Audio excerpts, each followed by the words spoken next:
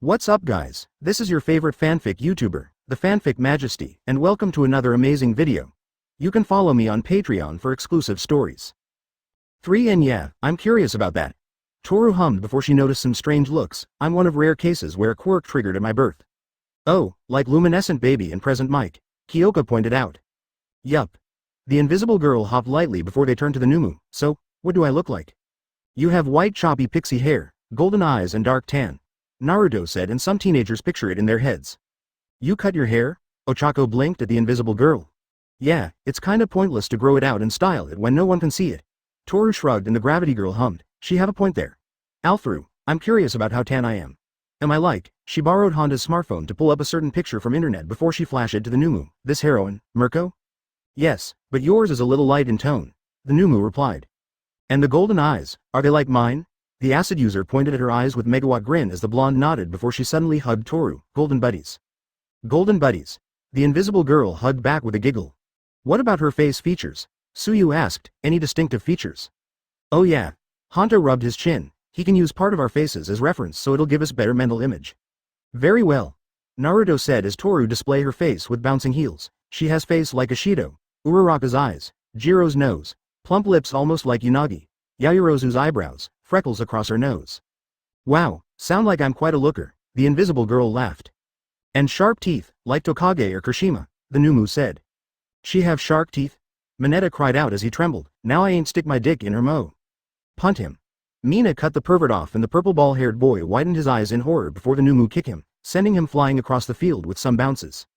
Also, she have a small birthmark on her, Naruto said before the invisible girl quickly covers his mouth. Oh, okay. This part is private info, Toru laughed nervously. She actually forgets about this one until he mentions the birthmark. On where? Some boys blushed but they don't push it any farther. Alright, let's go back to training, everyone. The invisible girl pumped her fist up with a jump. Aoyama, I need your help with. The earth start to rumble as everyone stumble in attempt to keep their balance up. Ah, I have received few quirks, Naruto said nonchalantly, and the earth burst upward with many screams. Nezu poured himself a tea as he enjoyed the sight of his school from his office's window before a giant tree bust out from the roof of Gamma Gym and he can see some screaming students and teachers flailing around within some branches. Aizawa just hanging limply on a highest branch with resigned expression on his face. Nezu calmly sipped his tea with a smile. Such a fine day, he said to himself as if there wasn't a giant tree sticking out of a gym. The school has ended for the day when Izuku entered the staff room and he noticed that Aizawa was the only teacher present at the moment. Midoriya, take a seat. The underground hero gestured to the chair near his desk and the greenhead take his seat right away. The teenager slowly started to squirm in his seat as few quiet minutes went by until his teacher finally speak up. I have been investigating a junior high school for a while and have uncovered few things during this time. Aizawa locked eyes with his student. Midoriya, why don't you say anything? About what? Izuku jerked his head back with blinks. I don't know what you, he paused. Wait, this school you have investigated, by any chance, was it Aldera Junior High? Aizawa said as the greenhead froze. You see, something don't make sense when Bakugo have been acting out and caused some problems around him after his record stated that he's a perfect model student, so the principal allowed me to do a personal investigation. During this investigation, one of the former students who happened to be your classmate decides to give me a testimony and told me everything. He stared at the sweating greenhead. Do you know what he told me? He told me about the discrimination you faced before your quirk come in, how Bakugo have been bullying you, even using his quirk illegally, and the teachers refused to stop it, even fired couple teachers who were trying to help you by reporting him to the principal. It's fine, Kachan was, the greenhead stuttered with widened eyes. No, the homeroom teacher put his hand on the boy's shoulder, it's not fine. Quirkless discrimination have no place in schools and yet Aldera Junior High allow it to happen. What Bakugo did was wrong, he have assaulted you daily and inflicted serious injuries upon you. The boy opened his mouth to defend his childhood friend. I know you're going to cover up for him but I have seen the files, that you have been sent to infirmary weekly under some guise that you were sick. I'm not this stupid to figure it out. Izuku flinched. I want you to know that there will be news about Aldera Junior High shutting down and quirkless discrimination, but your name will be leave out along with Bakugo's due to age. The boy's eyes widened. From now on, you will go see Hound Dog twice a week, Tuesday and Thursday, for counseling unless you're called into field and that is non-negotiable. Understand? MHA. Izuku fidgeted with his hands. Before you go, I want to say that I'm sorry. Aizawa exhaled sharply as his student blinked at him. I'm sorry for not noticing the signs when Bakugo lashed out to you. I assumed it was because he have inferiority complex of you surpassing him in a single blink, not that. It's fine. Is Kachan going to be okay? I mean, he want to be a hero. He have changed and, the greenhead dipped his head with mumbles and the teacher frowned at that. He's showing some signs of victim in an abusive relationship and yet I didn't notice until now. The scruffy teacher growled mentally, how long have his student been suffering in silence for? If he have his way, Bakugo would have been expelled already, but his hands are tied at this moment. At least, the explosive student is now on thin ice and will be punished if he dared to cross the line again with all staff's eyes on him. You can go now, he said, and Izuku quickly gave him a nod as he leave the office. I should have expelled the class on the first day so I don't have to deal with the whole bullshits. The underground hero pinched the bridge of his nose. He feel like he's failing his students as a teacher, and he will do everything to change that and protect his students this time. The next morning, Pony was walking back to dorm from her light jog, and on the way, she encountered Naruto walking his pets.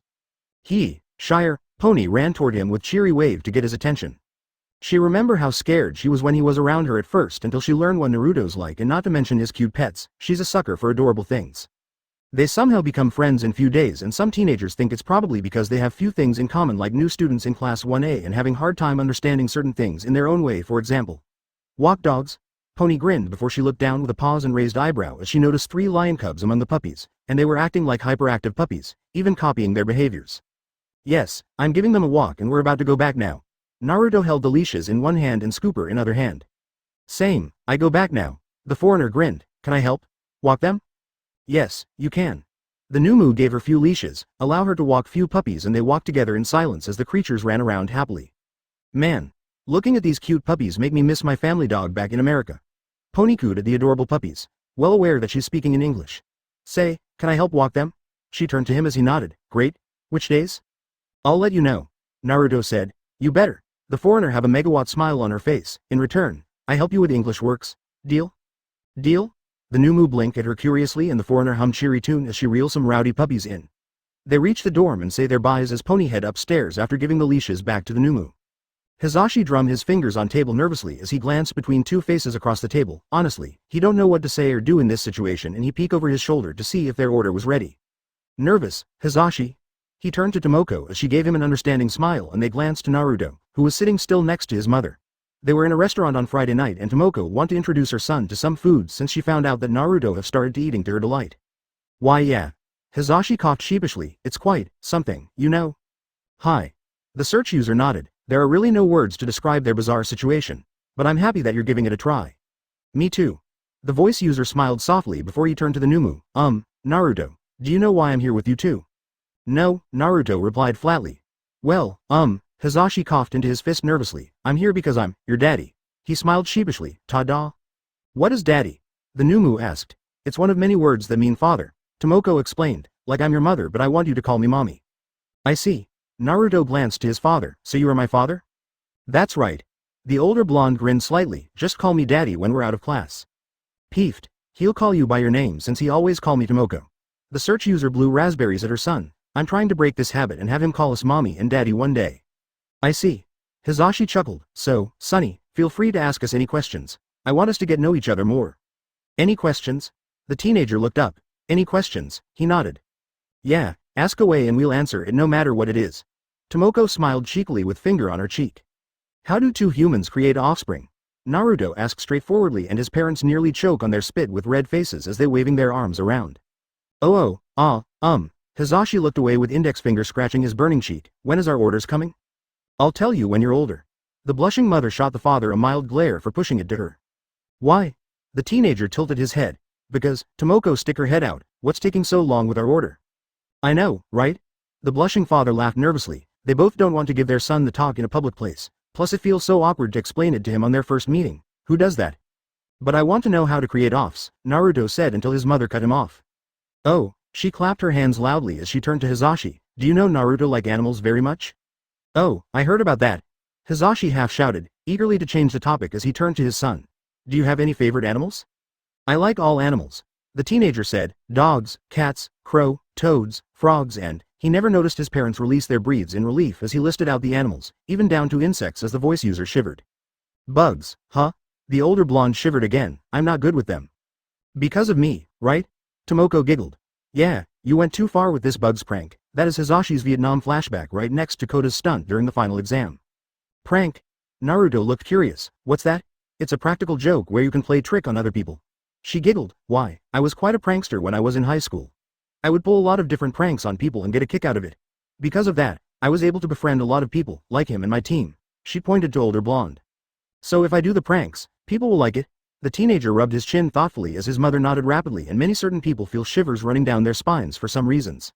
Oh, they're here. Hisashi snapped out from his flashback as the waitress approached them with tray of bowls of ramen before he put a bowl in front of Naruto. Here, your miso ramen. Naruto stared at the miso ramen, then to his parents who enjoy their own ramen as they chat a bit, and back to his bowl before he take his first bite of his ramen. On this day, he discovered his favorite food.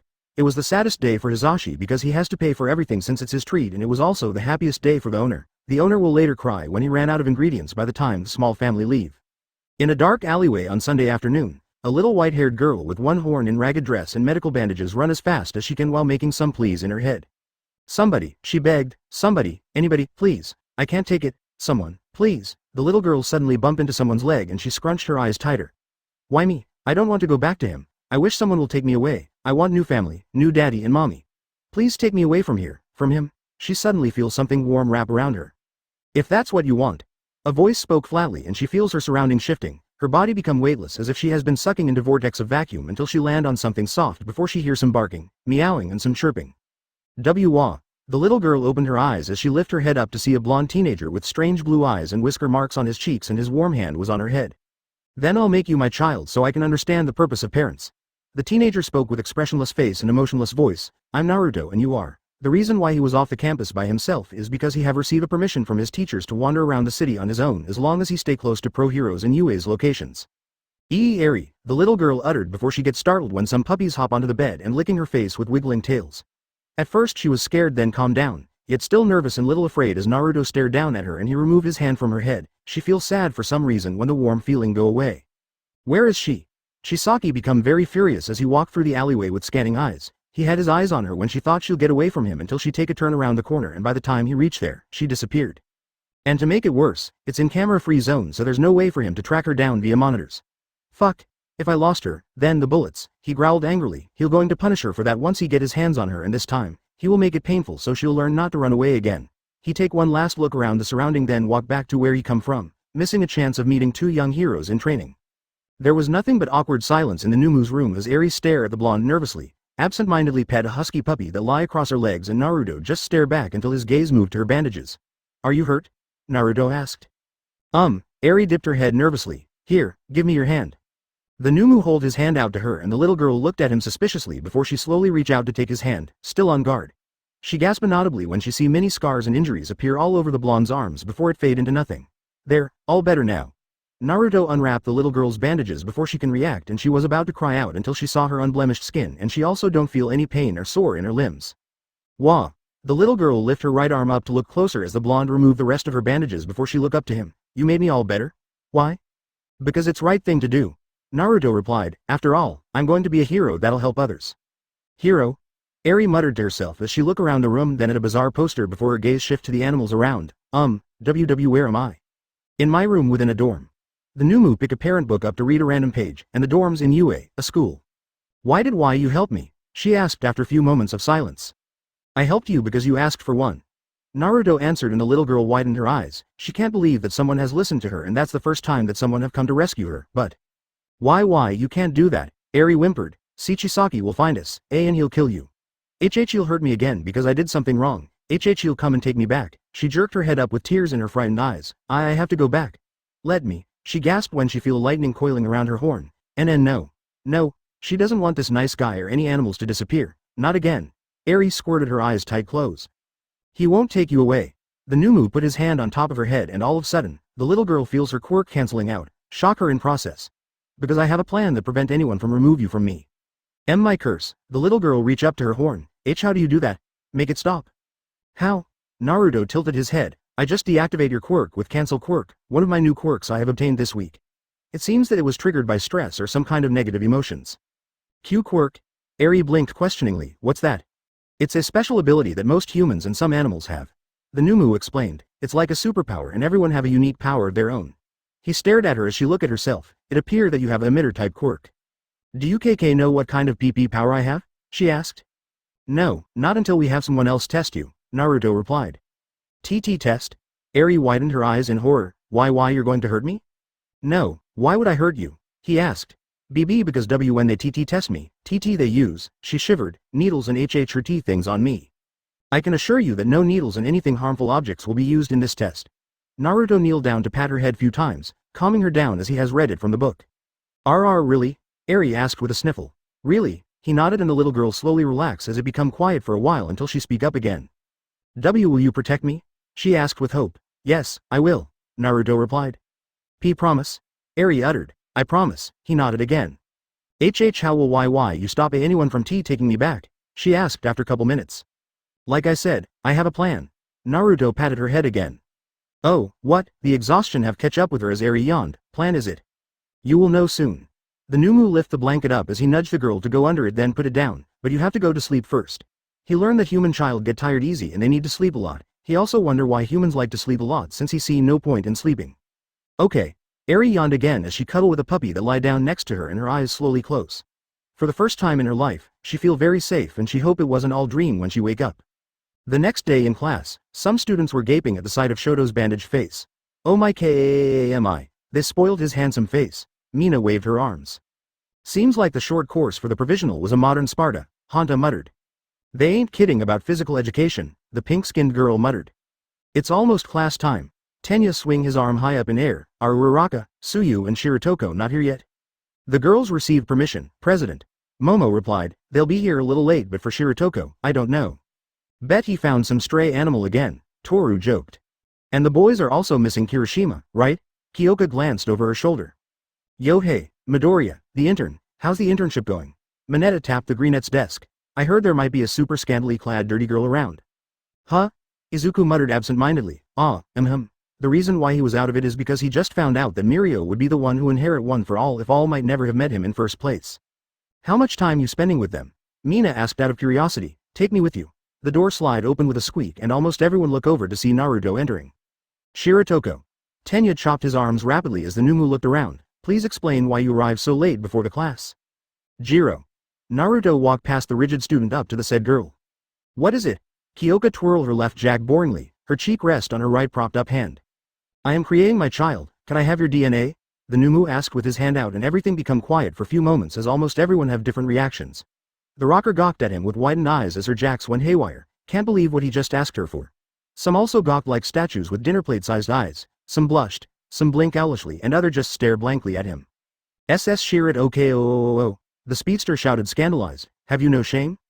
Hey, I don't mind giving you my DNA if she say no, Mina joked but it don't occur to her that it'll go over the Numu's head. Thank you. Naruto suddenly plucked a hair strand from the acid user's hair as she yelped out, but I'm planning to collect all DNA from girls I know in order to create our child. Wait, the rocker finally snapped out of it as everyone blinked few times at the blonde. Why you? You're going to use our hairs to make a kid? She turned to her classmates puzzlingly, who the hell tell him babies come from hair? Wait, who the hell decide to say that instead of stork birds deliver babies or something like that? Yes, that's correct. The Noumu plucked Toru's hair, earning a light yelp from her before he turned to take a single hair strand from Momo then Pony. Okay. Kyoka decided to humor him on this one as she run hand through her hair for any falling out hair strand and she give it to him immediately to prevent him from plucking her hair. Good luck with that. Thank you. Naruto walk out and the students hear a voice greeting him outside. Oh, hi, Shiratoko. Ochako's voice said, hey, why do you have hairs in your hand? Ow. They heard two yelps, following by fading footsteps before the door slide opened to reveal the Gravity Girl and Tsuyu as they rubbed their heads with quizzical expression. What the heck? He think collecting hairs will deliver a baby to him. Fumikage deadpanned. The heck? The Gravity Girl repeated oddly. I wonder who gave him this idea? Mezzo asked, his mother? But hairs? Kyoka looked back to the masked teenager, that's way out of field. And unique, Momo's sweat dropped and some agreed with nods. Naruto opened the door of Class 1B and the students turned their heads to him with puzzled expressions. Some students haven't arrived yet. Shiratoko, what are you doing here? Reiko asked, it's not Lou. I'm creating my child, can I have your DNA along with your female classmates? Naruto cut her off and most students have same reaction as his classmates had. Why yes, I'd love to. The ghost girl mistakenly take it as his confession until she realized something as she slowly trail off. Wait, along with. There were several yelps as the Noumu plucked hair strand from girls until he stopped to stare at Ibara for a moment before he plucked a short vine hair from the yelping vine user. Thank you, I'll be on my way. The Noumu left as he twirled hair strands together and the Class 1B blinked few times. Do he seriously think baby come from hairs? Tetsu asked bewilderedly, wondering who the hell fed him this bizarre baby excuse. Wait. Yosetsu whipped his head to Ibara with confused expression. Do your vine hairs have your own DNA or are they just plants? It have my DNA like your regular hairs. Ibara rubbed the torn vine strand. It's good thing he took the smallest and thin one and it's unnoticeable to anyone. A relative of mine tested it out of curiosity when I was little. Huh, interesting. Itsuka can't help but to mutter it out loud. What the fuck? The wielder uttered.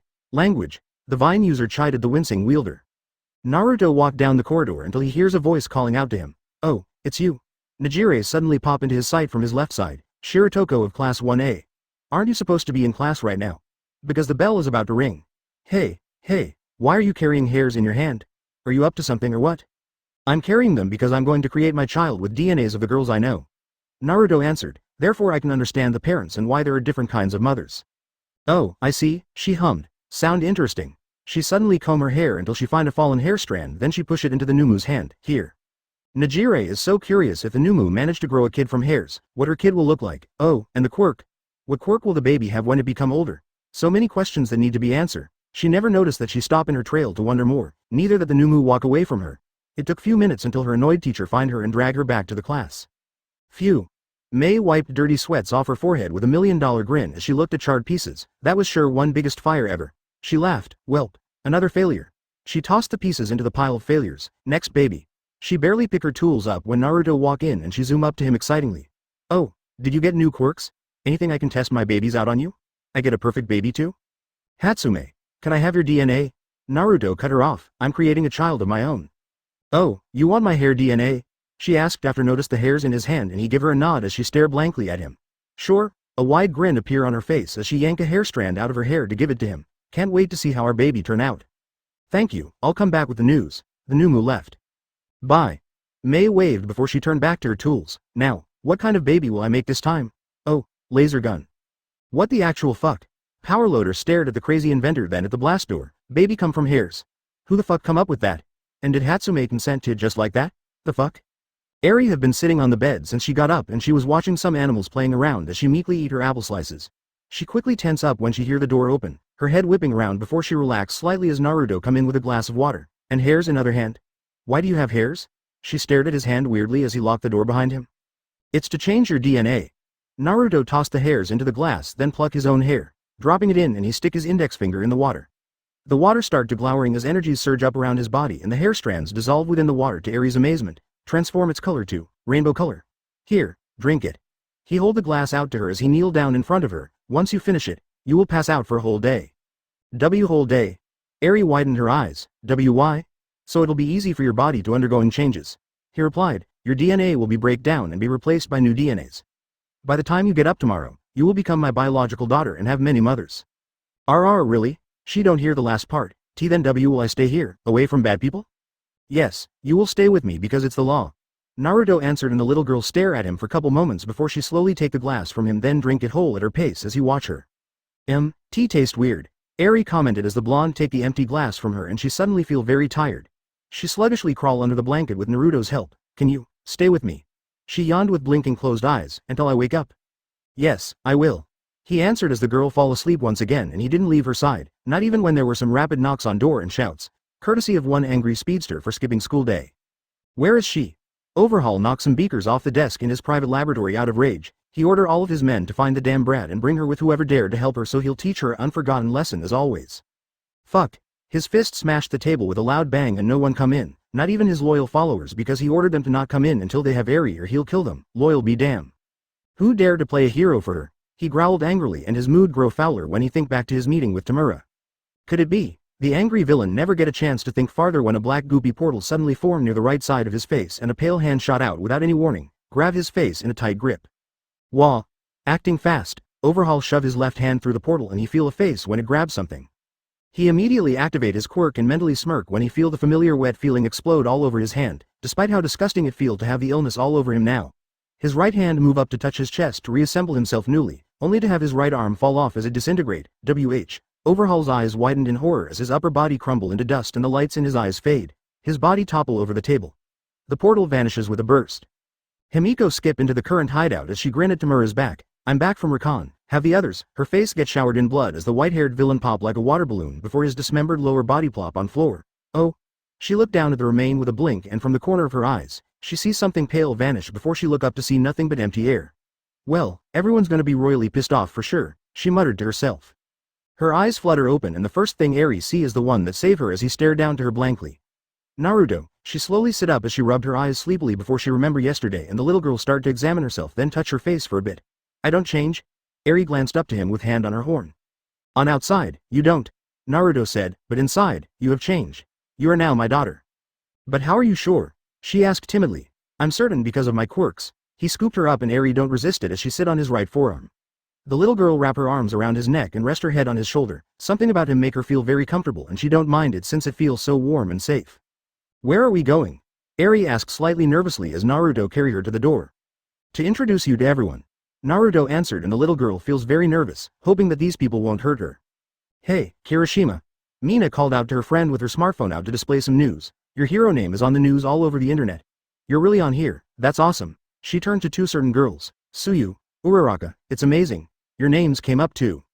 Ooh, I'm so happy. Ochako smiled sheepishly, we're really there.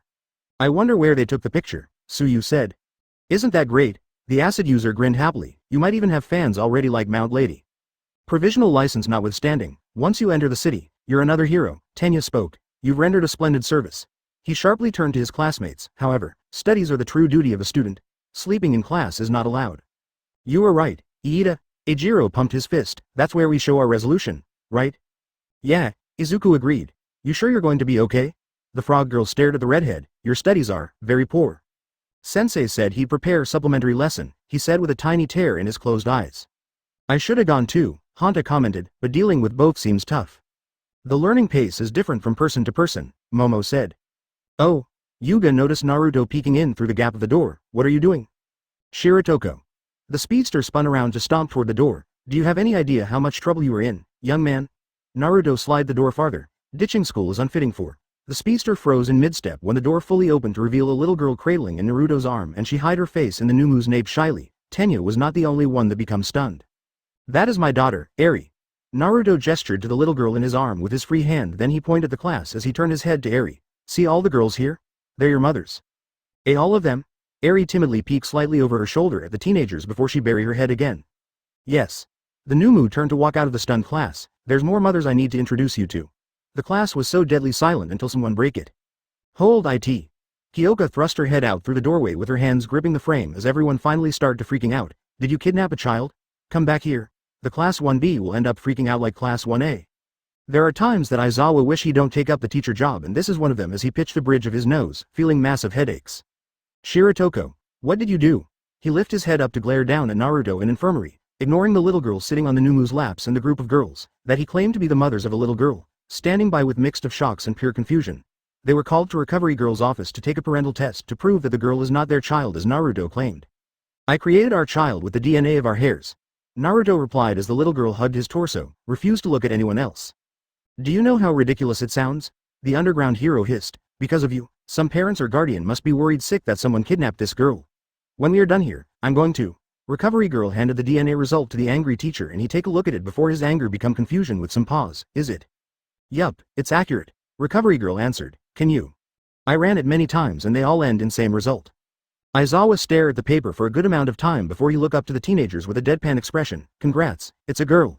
You all are the proud parents. All. Ochako dropped her jaw and it went farther down when Recovery Girl gave everyone the copy of the DNA result. Everyone are match. Couple girls actually fainted right away as some looked stunned or show no expression to it and couple certain girls become excited by that. See that? Naruto show Eri the paper as she turned her head slightly to see it. It say I am your father and you are my daughter. The little girl's eyes perked slightly at that. I'm going to see the principal. The scruffy man rubbed his forehead annoyingly, but don't worry, it won't change anything and you all still can attend school. For today, you can be excused so you can deal with it. Just figure it out yourself. He left the office with a grumble. Can't believe a single shit, and what did he do to deserve that? I can't believe it. Kyoka reread the test over and over in disbelief. How the fuck are they going to break the news to their friends and parents? It's not like they can go and say, hey, guess what? I have a daughter now and she was born from our hairs because of a quirk. Who will believe this fucking bullshit? Hey, your name's Eri, right? May swiftly squat down to grin lopsidedly at the little girl and she nod mutely, barely look at her. My name's May. You can call me May Mama or Mecha Mama. She patted the squeaking little girl's head. Bye, baby girl. Mecha Mama's off to make more babies. She ran out with a wide grin. Come to support studio if you want to see me anytime or play with my babies. Several weren't surprised by her reaction to the shocking news since she's a strange one of a kind girl with only inventions in her head. Wow, you really make our daughter from hairs and nothing else, that's awesome. Najire grinned as she get closer to Naruto and Eri, then she poked the little girl few times with index finger, causing the little girl to squeak again. You're so cute, Eri-chan. I wonder which moms do you take after the most? What quirk will you have? Is your horn part of it? Does it come from Tsunotori or Ishido? Does I give you this hair color because mine's blue so it must mix with other colors? She fired questions after questions at the bewildered little girl, and her response was just burying her face deeply into Naruto's chest with her fists scrunching up his shirt. Seeing that, Najire backed off with a smile, figuring that the little girl must be very shy and confusing about everything. Do people usually get confused on the first day they wake up and find themselves in new place? Kendo, do you think we should go to Class 1A's dorm or yours to discuss about our situation? Momo slowly turned to the said girl, often sneaking glances at Eri. I think it's best to go to your dorm since it's close, Itsuka muttered. I'll let Vlad-sensei know. Naruto is my papa. Eri kept staring at the result before she glanced up to the Numu's face as he started carrying her again to follow the girls out, and the little girl's mouth twitching upward slightly. For some reason she feel very comfortable with this sudden yet good news. After setting the table with snacks and drinks as a good host in common room, the girls sit around the table on couches and chairs. Naruto was the only one that sit on a center couch with Eri clinging to his side, and her eyes wander around from girls to foods to her new surrounding. Now what? Toru finally break the awkward silence that have been persisted the room since everyone gathered for a discussion. I have to admit I'm somewhere lost here. Momo sighed into her hand. It's quite unexpected situation we find ourselves in. Yeah, we have a daughter. Kyoka held the bridge of her nose with a deep inhale, her eyes squirted closed in pure furious and disbelief. I know there are some quirks that can make impossible possible, but that is so ridiculous. Our hairs, really. We suddenly have a. She paused for a moment before she turned to Eri questioningly. Wait, Naruto, how old is she physically? I'm 6, Eri answered softly instead of the Noumu, and she tried to hide her face in his side when everyone turned their attentions to her. Oh, 6. The rocker said gently to the little girl before she turned back to everyone with deadpan expression. We suddenly have a 6-year-old daughter, spouting from our hairs. Not to mention that she jabbed her index finger to Naruto, can create life from nothing. Technically, he used our hairs to create a life. Setsuna corrected the glaring rocker. You know what I mean. Kyoka rubbed her forehead with a grumble before she shot a glare at Naruto. From now on, you are not allowed to create a life from anyone's DNA without permission. Get it? Okay. Naruto nodded and the rocker exhaled heavily with slumped shoulders. Anyway, we need to figure out how to handle our unique situation. Itsuka looked around. So, anyone? They know Naruto will keep Eri instead of giving her up for adoption since he said he'll raise her as a parent to find the answer to his question. I don't know you guys, but I'm going to help him raising our daughter. Reiko said, seeing it as a chance to get close to her crush. I will also do my best to raise the little lamb. Abara clasped her hands. Same here. Mina thrust her fist up in air. Look at her, she's so adorable. I call dib on fun mom. Slowly, most girls agreed to some degree that they will take part, while few others look little unsure if they're ready for parenthood, still will take part anyway. Girls, I know you all want to do it, but there are things that we need to address first. The orangutan bobbed her hands up and down softly to them. First, her room. Where is she going to stay in? We'll convert an empty room into her bedroom on the girl's side. Suyu pointed to the elevator that led to the female side of the dorm, but the best question is which floor will she stay on? I want to stay with Papa in his room, Eri speak up as she press against Naruto's side in attempt to hide herself from their sight. It's safe, and I like pets in there. Are you sure? Momo asked as the little girl barely nodded. Then it's okay. That'll solve one problem. Is that really okay? Kanoko looked to 1A group. Yeah, Shiratoko's room is kinda almost empty than mine. Ochako scratched her cheek bashfully. He only have few things beside his pets. What's next? Toru gave the little girl some cookies when she saw Eri eyeing the snacks curiously, and the little girl slowly take them from her, examine them, then take a small bite. Eri's eyes lit up at the taste and she meekly eat the cookies at her own pace, causing the invisible girl to coo at her. School. Itsuka crossed her arms with a sigh. I think we need to talk to teachers about that one, because we can't just leave a 6-year-old girl alone in dorm all by herself. Oh, you're right. The invisible girl realized the important thing along with few other girls. Do you think we need a babysitter? I can be one. Najire raised her hand up immediately with a hop. As one of big three, I have a lot of free time and I'll ditch classes to look after our adorable daughter. Please don't skip school. Momo gave her a look before her gaze shift to the group. Let's put this one aside for now until we discuss with the teachers. I want to point out that Eri have a clean bill of health with no allergies, so we don't have to wonder about her health for now. For her quirk, we have to wait until recovery girl come back with the result of quirk factor test. Her head turned to the Noumu, until you know what it is. It is a emitter type, but I don't know anything else. Naruto answered flatly. Oh, a emitter type, huh. The creator hummed in pure curiosity. I wonder which one of us she'll take after. Yui shrugged her shoulders slightly. Guys, I'm curious about something. Mina realized something else. Do we need to set up mom's schedule? Some looked at her oddly with raised eyebrows, taking turns to be Eri's mom for a day, something like that. I'm just saying because some of us might have some disagreement about the way we raise Eri in many different ways, like let her have fun like free spirit or study seriously like a nerd, you know what I mean. We'll work on a schedule. Momo said as almost everyone agree in their own ways. I want everyone to take turns putting Eri to bed at night. Naruto suddenly speak up. I read in the Parenting for Dummies that people have different rituals to lay their offspring to sleep, from singing lullaby to storytime. Yeah, we'll do that, the creator muttered before she glanced to everyone else. Anything else? Yeah, can we please getting know her now? Toru gestured to Eri. I'm dying to ask her many things like. She turned to the little girl excitingly. What's your favorite food? Apple. Eri answered simply. Yeah, let's do that while we go on a shopping spree.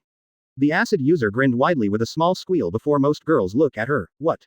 I'm pretty sure she don't have anything but this gloomy dress. I mean, it look like hospital gown. Oh, and she need a bath. Suyu speak up with index finger on her chin, and some girls muttered in agreement while they stare at Eri's unkempt hair. I'll wash her myself since I'm used to taking care of my little siblings. I'll make some clothes and shoes for her to wear after you dry her off, then we go and buy her some more.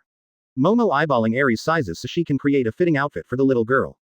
B bath. Eri gulped. She hate baths because it's always cold and hurt a lot when the bad man threw her in this dark cold room. See, can Papa come? She peeks up to the blonde. I'll come with you. Naruto nodded at her as he get up with her in his arm again. Before you say something, both Naruto and I will be fully clothed, and if Eri want it, he will be blindfolded. The frog girl had noticed certain girls open their mouths to say something before they close their mouths. In meantime, you guys should break the news to your parents before the school may call them. I'll contact mine after bath. Shit, that was almost the collection of everyone's thoughts when they realized they have yet tell their parents. Is the water perfect? Suyu asked as she washed Eri's hair thoroughly with shampoo behind the side of bathtub. Warm enough? Yes, Eri cupped phones with a blink. She's so confused when the frog lady pours soap down in the bathtub and why she call it a bubble bath. Her gaze shift to Naruto next to the frog lady as he read a section from Dummy's book before she look up to the teenager girl. Frog lady. She looked at the phones in her cupped hands again. What's that? It's bubble phones. The frog girl said, and I forget to introduce myself to you, didn't I? My name's Asui Suyu. Call me Suyu or whatever you prefer. And you're one of many, mama. The little girl slowly pressed her hands together to watch the phones either squashed or falling back into the water. Yes, that's right. Suyu's eyes flicked to Naruto then back to Eri. It's weird, isn't it? Eri sink her hands under the water. It say here that we have to play with her. Naruto finally looked up from his book, that he set aside on a sink, splashing and putting foams on face. He scooped some foams and he give Eri a foam beard. Foam beard. The confusing little girl innocently blink up to him. Foam beard. The little girl scooped some foams up with little hesitance then leaned forward to put some small amount of foam all over Naruto's lower face before she sit back and the unlikely father-daughter duo stare at each other, tilting their heads slightly in opposite ways. Adorable. The frog girl said to herself as she lifted a bowl of water up. Eri, I'm going to pour water. Close your eyes. At same time, there was a knock at the door. Naruto, can you go get it? Yes. He get up to unlock the door, revealing Momo with folded clothes, and the creator was taken aback by his foam beard. Are they for Eri? Yes, they are. Momo peek over his shoulder to see Suyu drying the little girl off with comfy towel as it swaddle around her. You came at perfect time, Momo.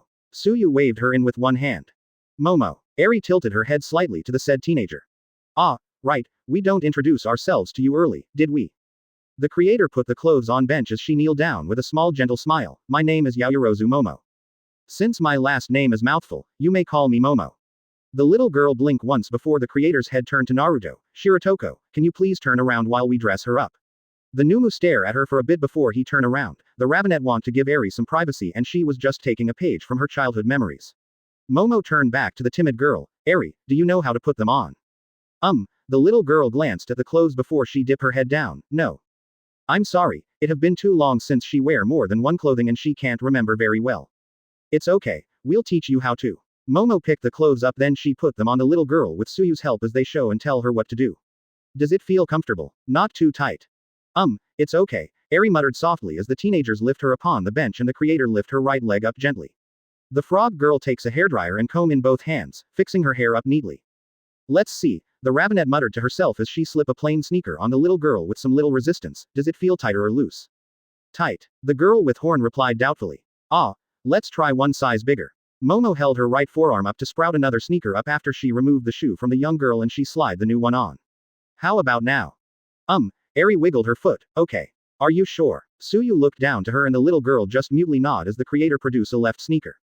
Okay, Shiratoko, you can turn back. The creator glanced sideways after tied Eri's shoes and the Noumu turned around to look at Eri's appearance as she stand up to stare back at him. Eri's hair have been smoothed out and she wear purple long-sleeved shirt, navy jean and pink sneaker shoes. Eri quickly moved to hold his right pant leg with one hand while hiding behind him. Naruto was about to left the bathroom until Momo grabbed his shoulder with a deadpan expression. Shiratoko, please wash your face first. Ah, the Noumu touched the foam beard with a blink and Eri don't know why a tiny giggle escapes her lip when she look up to them. The teenager girls turn their attention to her with a blink then smile at her and Eri quickly dip her head down in embarrassment.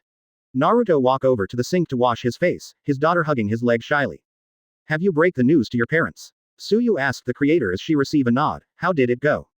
It went as well as one would expect. Momo sighed. My parents panicked at first but lucky, they stay calm and let me explain everything. She blushed embarrassingly as she recalled her mother asking her if she's done the deed as one can speak and she swear her father crying out in joy when she told them that she don't. It took me few times to explain that our daughter come from our hairs, she feels so stupid after saying it out loud, and Shiratoko's chaotic quirk. Guess he's living up to his name, huh? The frog girl said offhandedly and the creator paused for a moment until she realized the Numu's first name mean maelstrom, instead of fishcake. And, well, they say they need some time to wrap their minds around it first before they make any decisions. The creator replied, it's same with everyone else, although, she cupped her cheek with one hand, I did hear few shouting from some girls' phones and they said it's fine now when I asked them out of concern. She glanced at Suyu, what about you? Have you yet tell your parents? Oh, I already told them. Suyu replied, they listened to me until the end and accepted the fact their grandparents now through an unlikely circumstance. My mom asks me to send her some pictures of Eri later.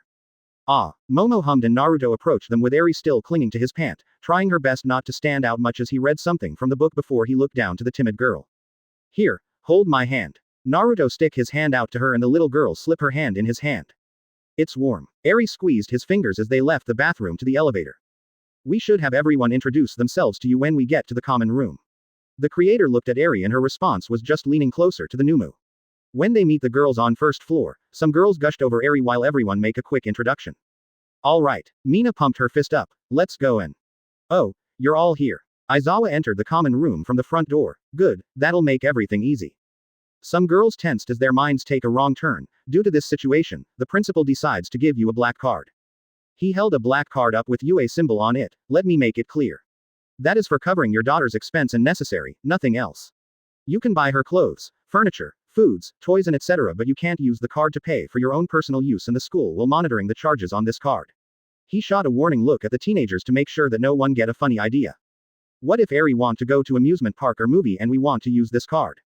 Toru raised her hand up with a wave. It depend. The scruff teacher grunted, you have to come to the office and make a request for an approval. If you do, you better have a good explanation for using the card. Any questions? He handed the card over to Momo. Yaoyorozu will keep it herself, if you need it, go talk to her. Most teenagers don't question his decision because the teacher know that the creator is very responsible person and there's her background. Anyway, I hope you guys already inform your parents about what happened today. He received a lot of nods. Have you make some decisions on where she will stay in? Yeah, his room. Kyoka jabbed her thumb at Naruto. Eri said she want to. Okay then. Aizawa huffed lightly. Now, I have come. Almost everyone jumped when Salad barged in through the front door with a big smile on his face and he gasped happily as soon as his eyes land upon the startled little girl. Oh, my. He scurried close with snake hands on his cheeks. That must be little Eri. Who? Eri took a shelter behind Naruto's legs. That's Salad Udon. Naruto rubbed her head. He's a Noumu, like me. That's right. Bahuum. Salad beamed before he do a little jiggle as he sing. I do newt know for what reason I was born buet I am me. I am Salad Udon. Salad is my name. He thrust his snake arm at the little girl. Take it. Eri stared at him bewilderedly and there was a long awkward pause before he laughed out loudly. Ha. That's okay. He wiped some tears from his eyes before he looked down to her with a kind smile. You will like it here. It's a nice and safe place. You don't have to worry about your rewind quirk anymore after some little training. There was another long silence until Aizawa break it. Excuse me, rewind. The scruffy teacher furrowed his brows at the creature suspiciously. Are you saying you know what quirk she have? Even when we haven't confirmed it yet. That's right, I know. The chimera puffed his chest up proudly with snake arms on his hip, because one of my quirks allow me to identify a target's quirk, its name, abilities and if it have reached its full potential. And rewind? Aizawa asked as the teenager girls blinked at the bizarre Noumu. Rewind. Salad smiled at Eri with a wave of his snake hand without looking back to the scruffy man, a emitter quirk with accumulation subtype that affect living beings and organisms. The bigger her horn is, the more energy it have and the smaller it is, well, you know the answer. He laughed lightly. Like her quirk's name, it allow her to rewind the time of living beings. For example, she can undoing a person's injuries or bring it back from present to past. However, her quirk is very powerful that she can revert a person to time before they were born, erasing them since she have no control over it, due to lack of her experience. Aizawa and the teenager girls paled, but don't worry. Her range is limited and while she has no training, her quirk won't go out of control as long as she doesn't get too stressed out under any conditions. With Aizawa's erasure and Naruto's cancel and thief's arm, it can be neutralized. The creature patted Eri's head couple time, with right guidance here, she'll have full control of her quirk. Does that mean I won't hurt anyone else again? Eri gained a bit of lights in her hopeful eyes. Great, our daughter has an overpowered quirk. Setsuna deadpanned. Must take it after her father. Ochako muttered. At least it's maintainable. Kyoka exhaled heavily and at this time, the boys of Class 1A enter the dorm. Oh, hey, Eijiro looked around, you're all here, huh? He noticed the little girl behind Naruto's legs, so, is she? Yup, the test confirms that Eri is really our daughter. Mina jabbed her thumb at herself then gestured to the group of girls before pointing at the blonde Noumu, and he's her father.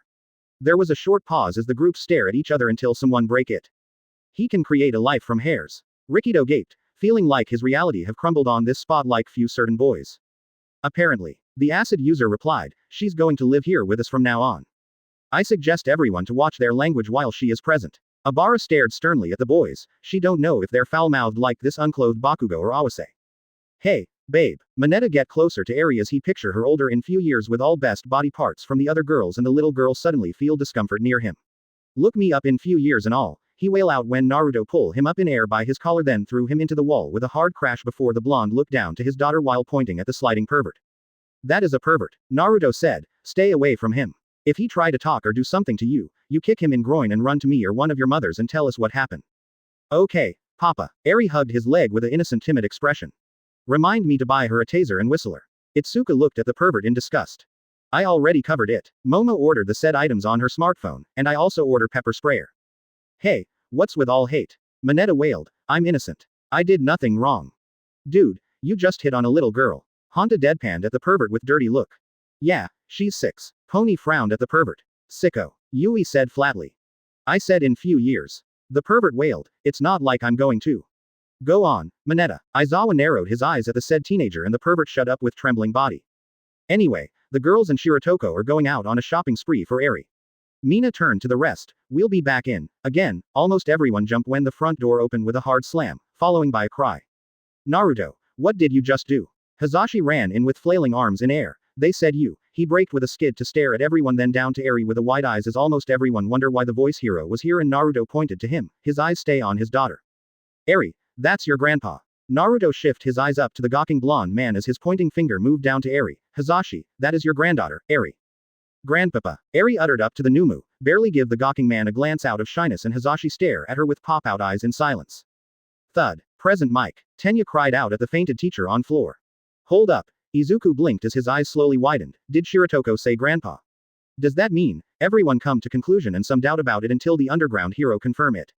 Yes, turn out he's Shirotoko's biological father. Aizawa said flatly. Said what? Present Mike and Ragdoll. He's his son. Fought. That was the common cries among the shocked teenagers as the underground hero stared at them uninterestingly. Yes, I was shocked as you are. I can't believe it, Kyoka muttered before she looked at her teacher. What's next? You're his godfather. Unfortunately, I am. Aizawa's eyebrow twitched. He was forced into this role by Naruto's parent against his protests. On we're going to mall. Toru locked arms with some girls to drag them out, causing the rest of girls, Eri and Naruto to follow them out and the underground hero looked down to his fainted best friend annoyingly then to his shocked male students before he walk out with a grumble. Is it too late to try and quit his job? We're almost there. Najire skipped with Mina and Toru, all eager to dress Eri up as they walk through the crowd in mall and in a distance, Kamui Woods was following them from a certain distance on Yue's request, due to Naruto since he's still on house arrest. Behind them, Eri look around at her surrounding and she feels so uncomfortable with many people as her hand squeezed Naruto's hand tightly. She feel her heart beating faster with some anxiety and her eyes stinging with tears, her mind kept running down the dark path with what ifs, mostly revolving around Overhaul and his men finding her. Her instinct kicks in by turning to one thing that comforts her. Papa. Eri tugged Naruto's hand lightly as he looked down to her, up. She held her hands up while fighting her tears back. Okay. Naruto bend down and the little girl wrap her arms around his neck, burying his face in his nape as he pick her up then adjust his arms to secure his hold on her. Is that better? Yes, She muttered into his nape quietly and she feel a hand rubbing her back soothingly. It don't feel like her papa's. Eri peek out from the corner of her eye to see Yui before she bury her face in Naruto's nape again. Is she okay? Pony asked out of concern.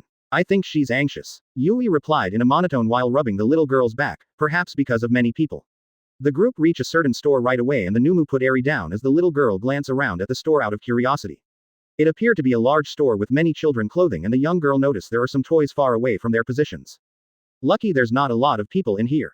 Ochako smiled down to Eri. There were only 2 or 3 customers inside.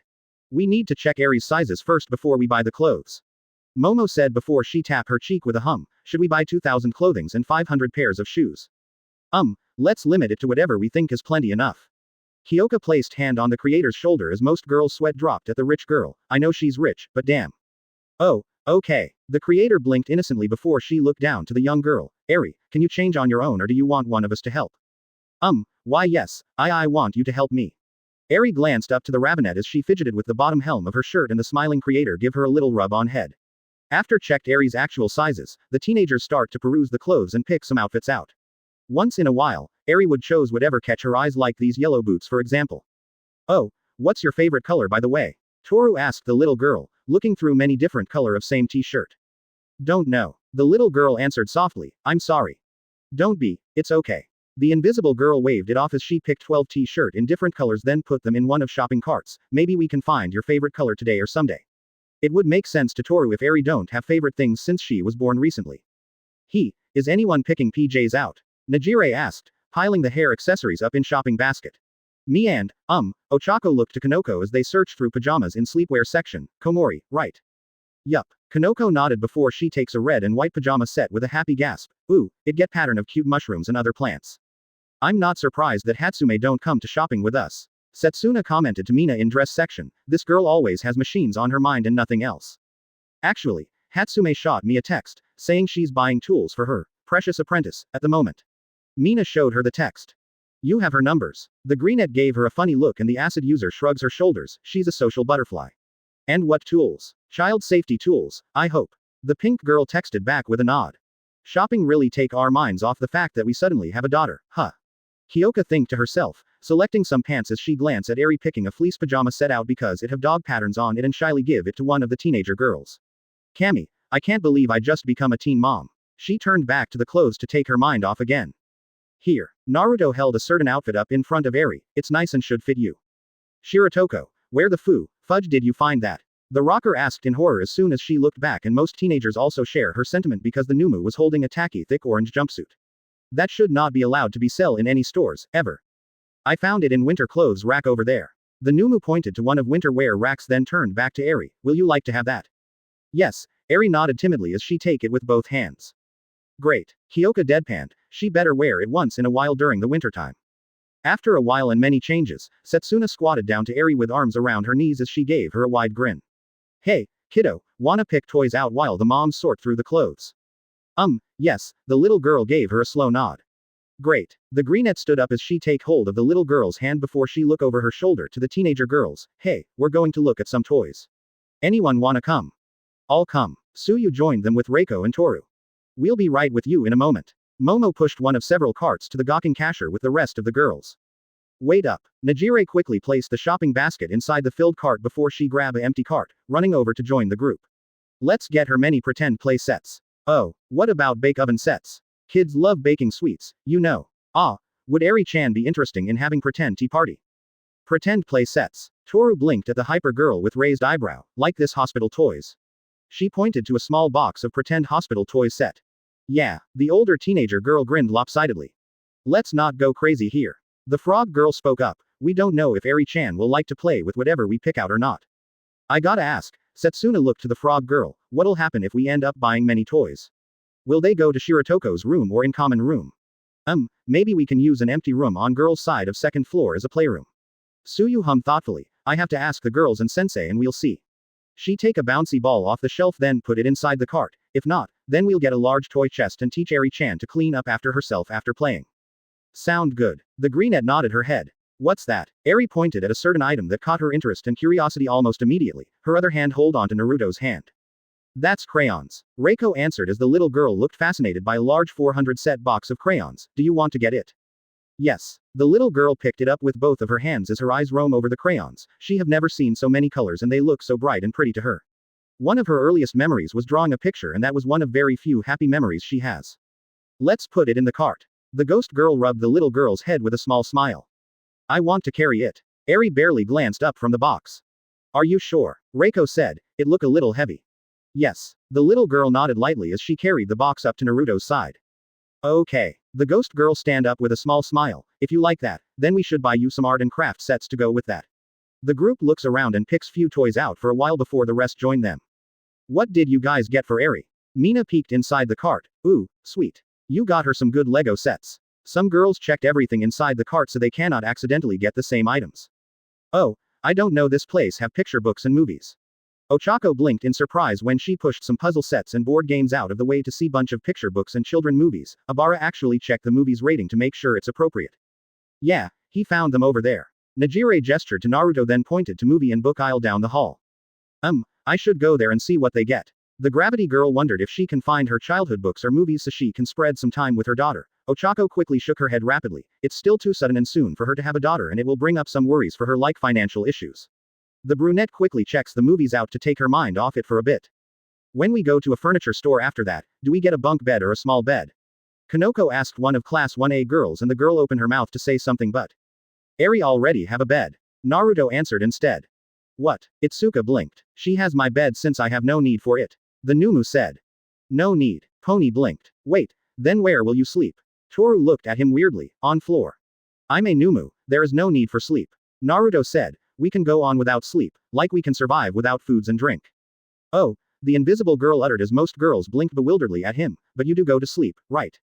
I have never once slept since I was created. He replied, he doesn't count the times that he passed out during all for one sessions. I don't know if that's cool, sad or boring. Mina muttered. It would be so cool to stay up every day without any drawback, but it'll suck because what if you run out of things to do or have seen everything and it will be so boring to do nothing. Sleeping is better because of dreams. How do you pass times at night? I stare at the walls. Naruto replied with straight face. I also watch animals sleeping. We'll put that on backburner for time being. The acid user sighed with several girls as the rest stare at the Noumu strangely.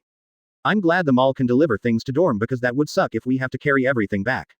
Kyoka rubbed her neck as the group exited another store and Naruto was cradling Eri. The said girl was holding her crayon set. The little girl refused to part with it so everyone allow her to hold on it and couple girls joked that it's her teddy bear. So what's next? I think we covered pretty much everything. Momo checked the list on her smartphone. Yes, almost everything but we don't need to get them today. Time to go home. The rocker take a glance at list on her friend's phone. There was few things left on the list but it was mostly outdoor stuff and she don't think anyone have a plan to go to camp for next few months. Wait, when did we got the sleeping bag? She wondered to herself after noticed that the sleeping bag was crossed out and she don't see anyone pick it out. Maybe she missed it. It's not her fault she can't remember everything they bought today. Yes, time to go back. The creator nodded and the group leaves the mall until someone realizes something. Wait a minute, Setsuna stopped in her track before she dropped her head with a groan. What's wrong? Itsuka turned to her with confused expression. We bought so many things today, the greenette whined. Yeah, and. Mina raised her eyebrow. We had them delivered to your dorm, right? Setsuna whined, which mean? Oh, no, the acid user has a realization, most girls stiffened at that. Who want to start unpacking them? Setsuna stared at numerous boxes in Class 1A's common room with dangling arms and most girls look like they don't want to do it. Oh my god, I can't even get through or even see the television. Honda looked stuck in between the common room and kitchen and he wasn't alone. The boxes actually make it difficult for anyone to reach the elevator or walk around. You guys bought too much. Rikido cried, I don't think they can fit in one room. Actually, we got permission from sensei to turn an empty room into a playroom. Suyu informed. She made a quick stop at the teacher's office and Aizawa simply shrugged his shoulder, saying it's fine as long as it don't give him any fuss. Can you guys help us carrying some boxes to playroom? They're labeled. She pointed to a box that have toy label. Lead the way. Eijiro lift a large toy box as several boys helping out then waddle through the maze of boxes to the elevator with the frog girl leading. They want to clear the common room as fast as possible. Where did these furniture go to? Mezzo asked as he glanced over the assembling boxes, silently wonder why there are several identical toy chests. Let me label them first so you know which one to take to the playroom or Shiratoko's room. Momo quickly wrote Naruto's name on one of toy chest box, start sorting through the furniture boxes. I'll watch after Eri-chan while you guys unpack. Toru led the said girl to a table with blank papers. Want me to open it for you? Yes. Eri placed her crayons box on table and she watches the invisible girl open it, then she select her first crayon, starting to draw on paper in silence. She looked very eager to use it. Izuku glanced at the little girl as he picked a random box up, checked the label. You should have seen her at mall. Ochako giggled. When she found this box, she refused to let go of it all day. Yeah, she sure loves her teddy bear. Mina joked and very few girls laughed to some boys' confusion. I'm so beat. Ochako plop on couch few hours and she wasn't the only one that was exhausted. They spend almost all of their time unpacking and assembling everything, only stop for a short dinner break. I'm so glad we finished. Yeah, Mina moaned, I regret going crazy on shopping spree. Thank Kami for black card. I can't feel my hands. Honda stared at his hands weakly, it's still numb. We opened so many boxes, Fumikage agreed. It's so unfair that the girls can take a break by watching after Eri. The tape user muttered, why can't we do it too? Because she's not comfortable with anyone else but his parents, Mina said before she paused. Feel weird to say it out loud now. Eijiro said. Very. It's 8 now. Suyu checked the clock before she turned her head down to Eri as the little girl appeared to be tired. It would be your bedtime. Okay. Eri turned to Naruto and she stretched her arms out to him as the Noumu picked her up. Who will be first to put her to bed tonight? Naruto asked. I will. Reiko immediately volunteered. That's a perfect chance. Well, then we'll be going now. Itsuka lifted her hand up to bid them farewell as the Class 1B girls start to leave with their byes. See you guys tomorrow. There are still more discussion about their sudden parenthood and raising a child.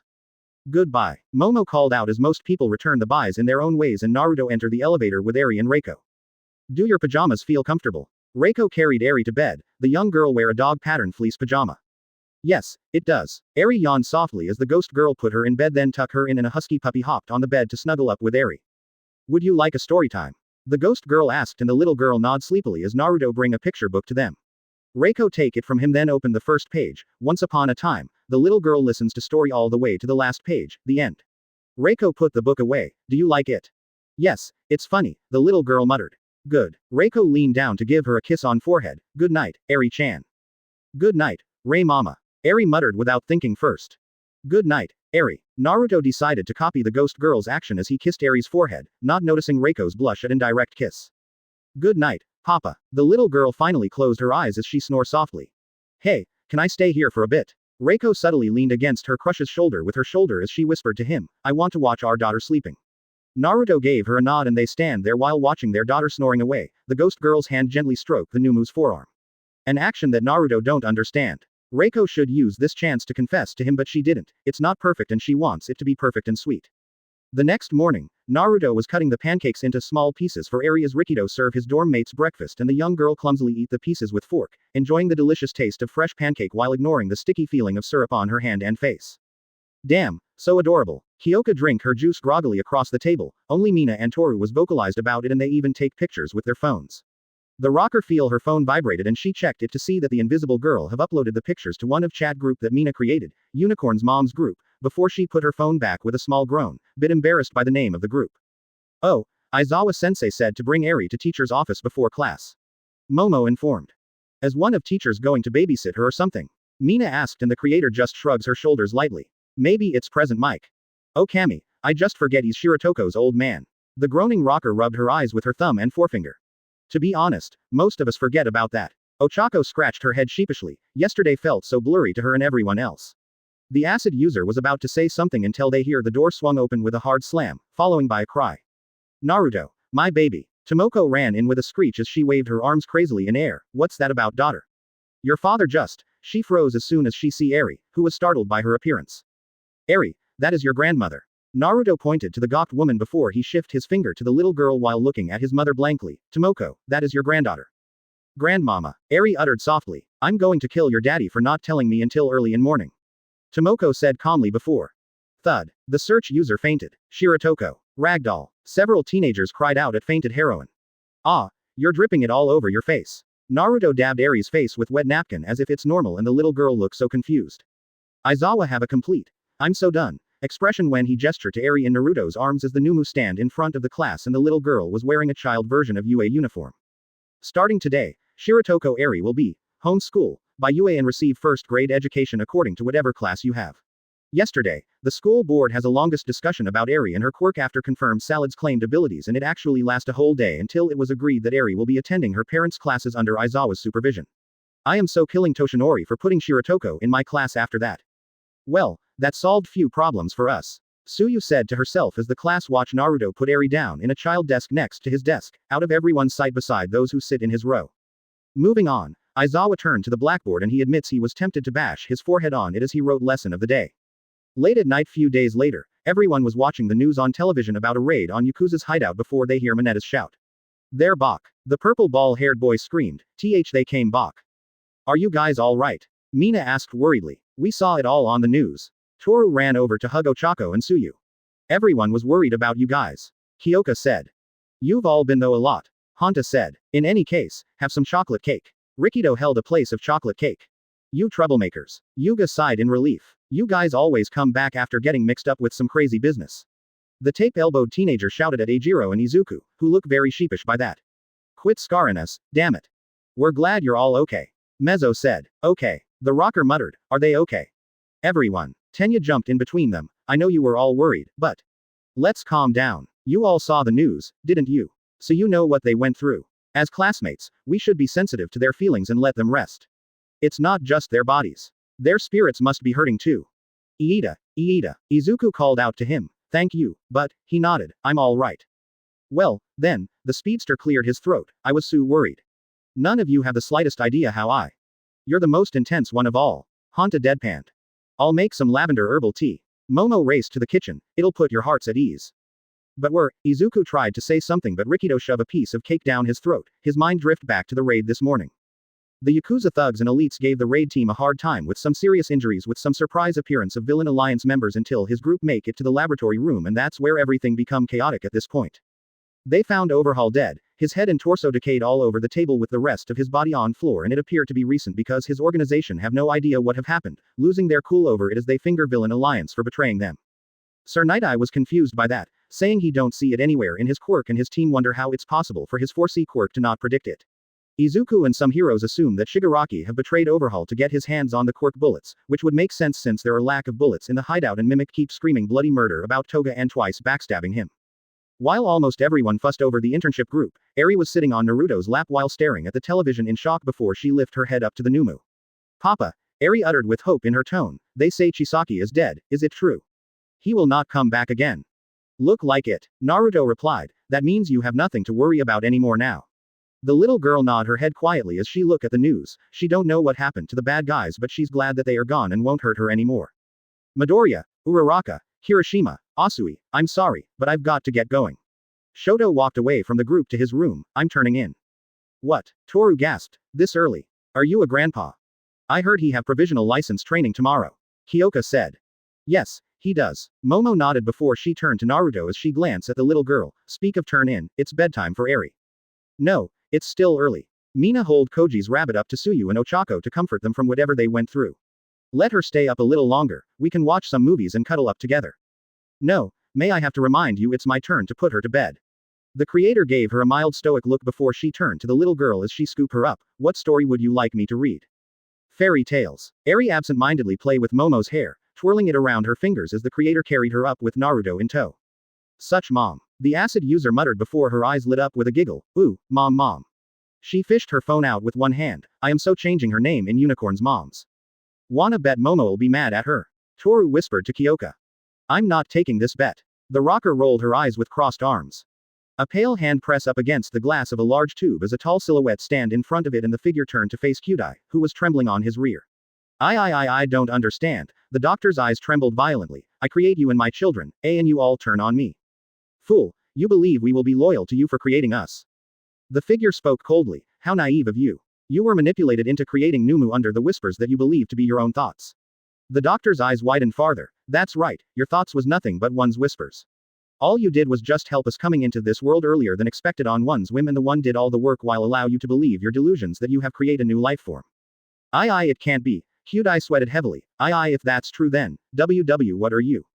"We are Noumu, a perfect being." The pale hand grabbed the doctor's face violently. "You have outlived your usefulness.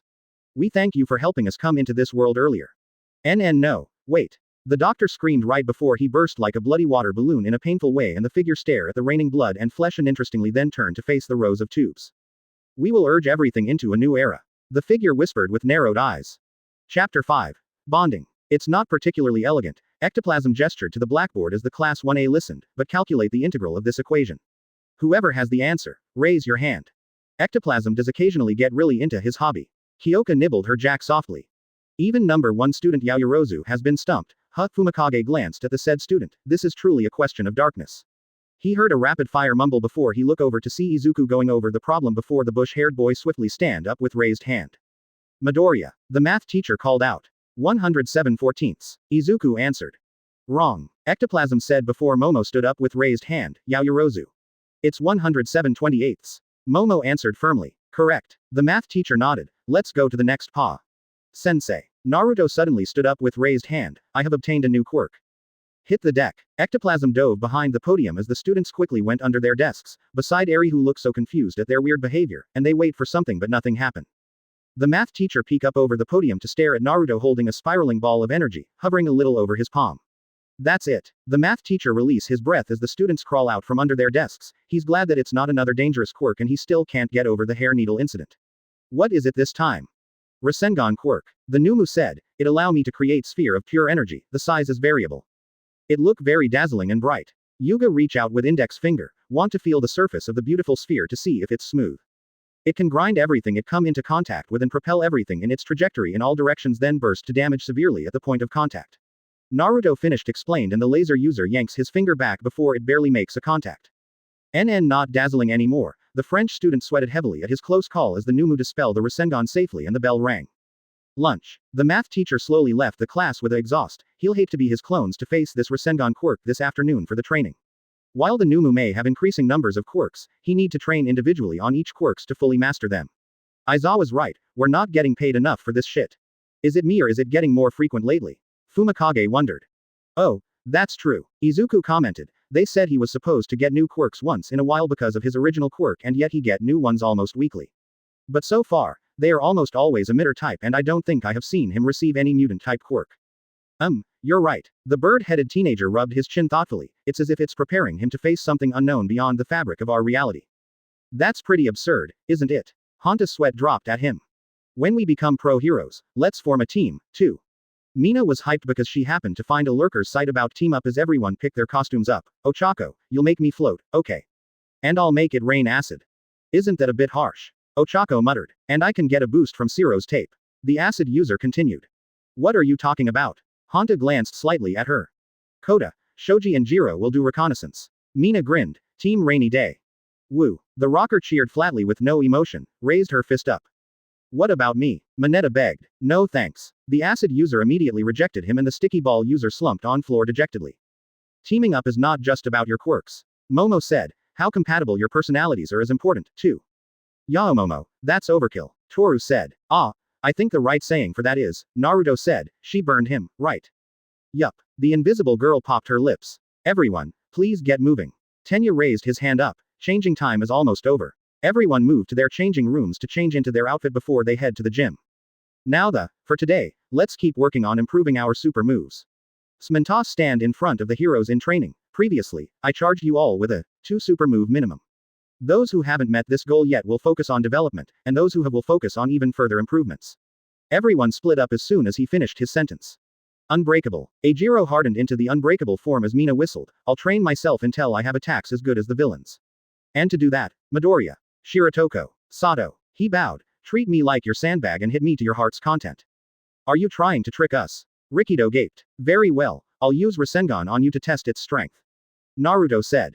Yes, please do. The redhead pumped his fist. No. The sugar power user cried out. What the hell is wrong with these two? Sorry, but I'm gonna be by myself. Izuku politely declined before he walked near Yuga. Understood. Eijiro turned to Naruto. I'm ready. Gimme your best shot. No. Rikido tried to stop them. You must go flying through the building or something. Knock it off. The hardened user actually flew out through the wall by Naruto's Rasengan and the sugar power user facepalm. I'm okay. The redhead's thumb up rose up behind the hole before it drops, mostly. Damn. The pink-skinned girl slid up to the blonde's side with an impressive whistle as several worried teenagers checked on the redhead. You just send him flying in his new mode. How much did you put in this one? With a fist-size Rasengan, full power. The Noumu answered. You don't hold back, huh? Mina laughed. She wasn't very worried about her friend because she know Eijiro will be fine after taking this hit. He asked me too. Naruto tilted his head to her. Should I have hold back? Yes, you should have. The sugar-powered user shouted. Nah, like you said, he asked and you delivered. She waved it off with a chuckle. Arg, am I the only voice of reason here? Rikido threw his hands up. Where's Tenya at? He need the speedster's help with these crazy guys. Look, look. Mina crackled her hands outwardly as her classmates turned to her after they returned to their classroom. Look over here. She take a step then flipping up in air with a twist before she land on her hand while holding her legs up with another hand. She finish it off with a spin, breakdance. Dancing is her hobby, huh? Yuga stroked his chin with a hum. If you're wearing panties, then don't, Mineta panted lewdly before Naruto chopped his head, introducing his face to the floor. Stomp his face. Toru covered Eri's ears with dirty look and the Noumu obey her as the pervert scream out for mercy.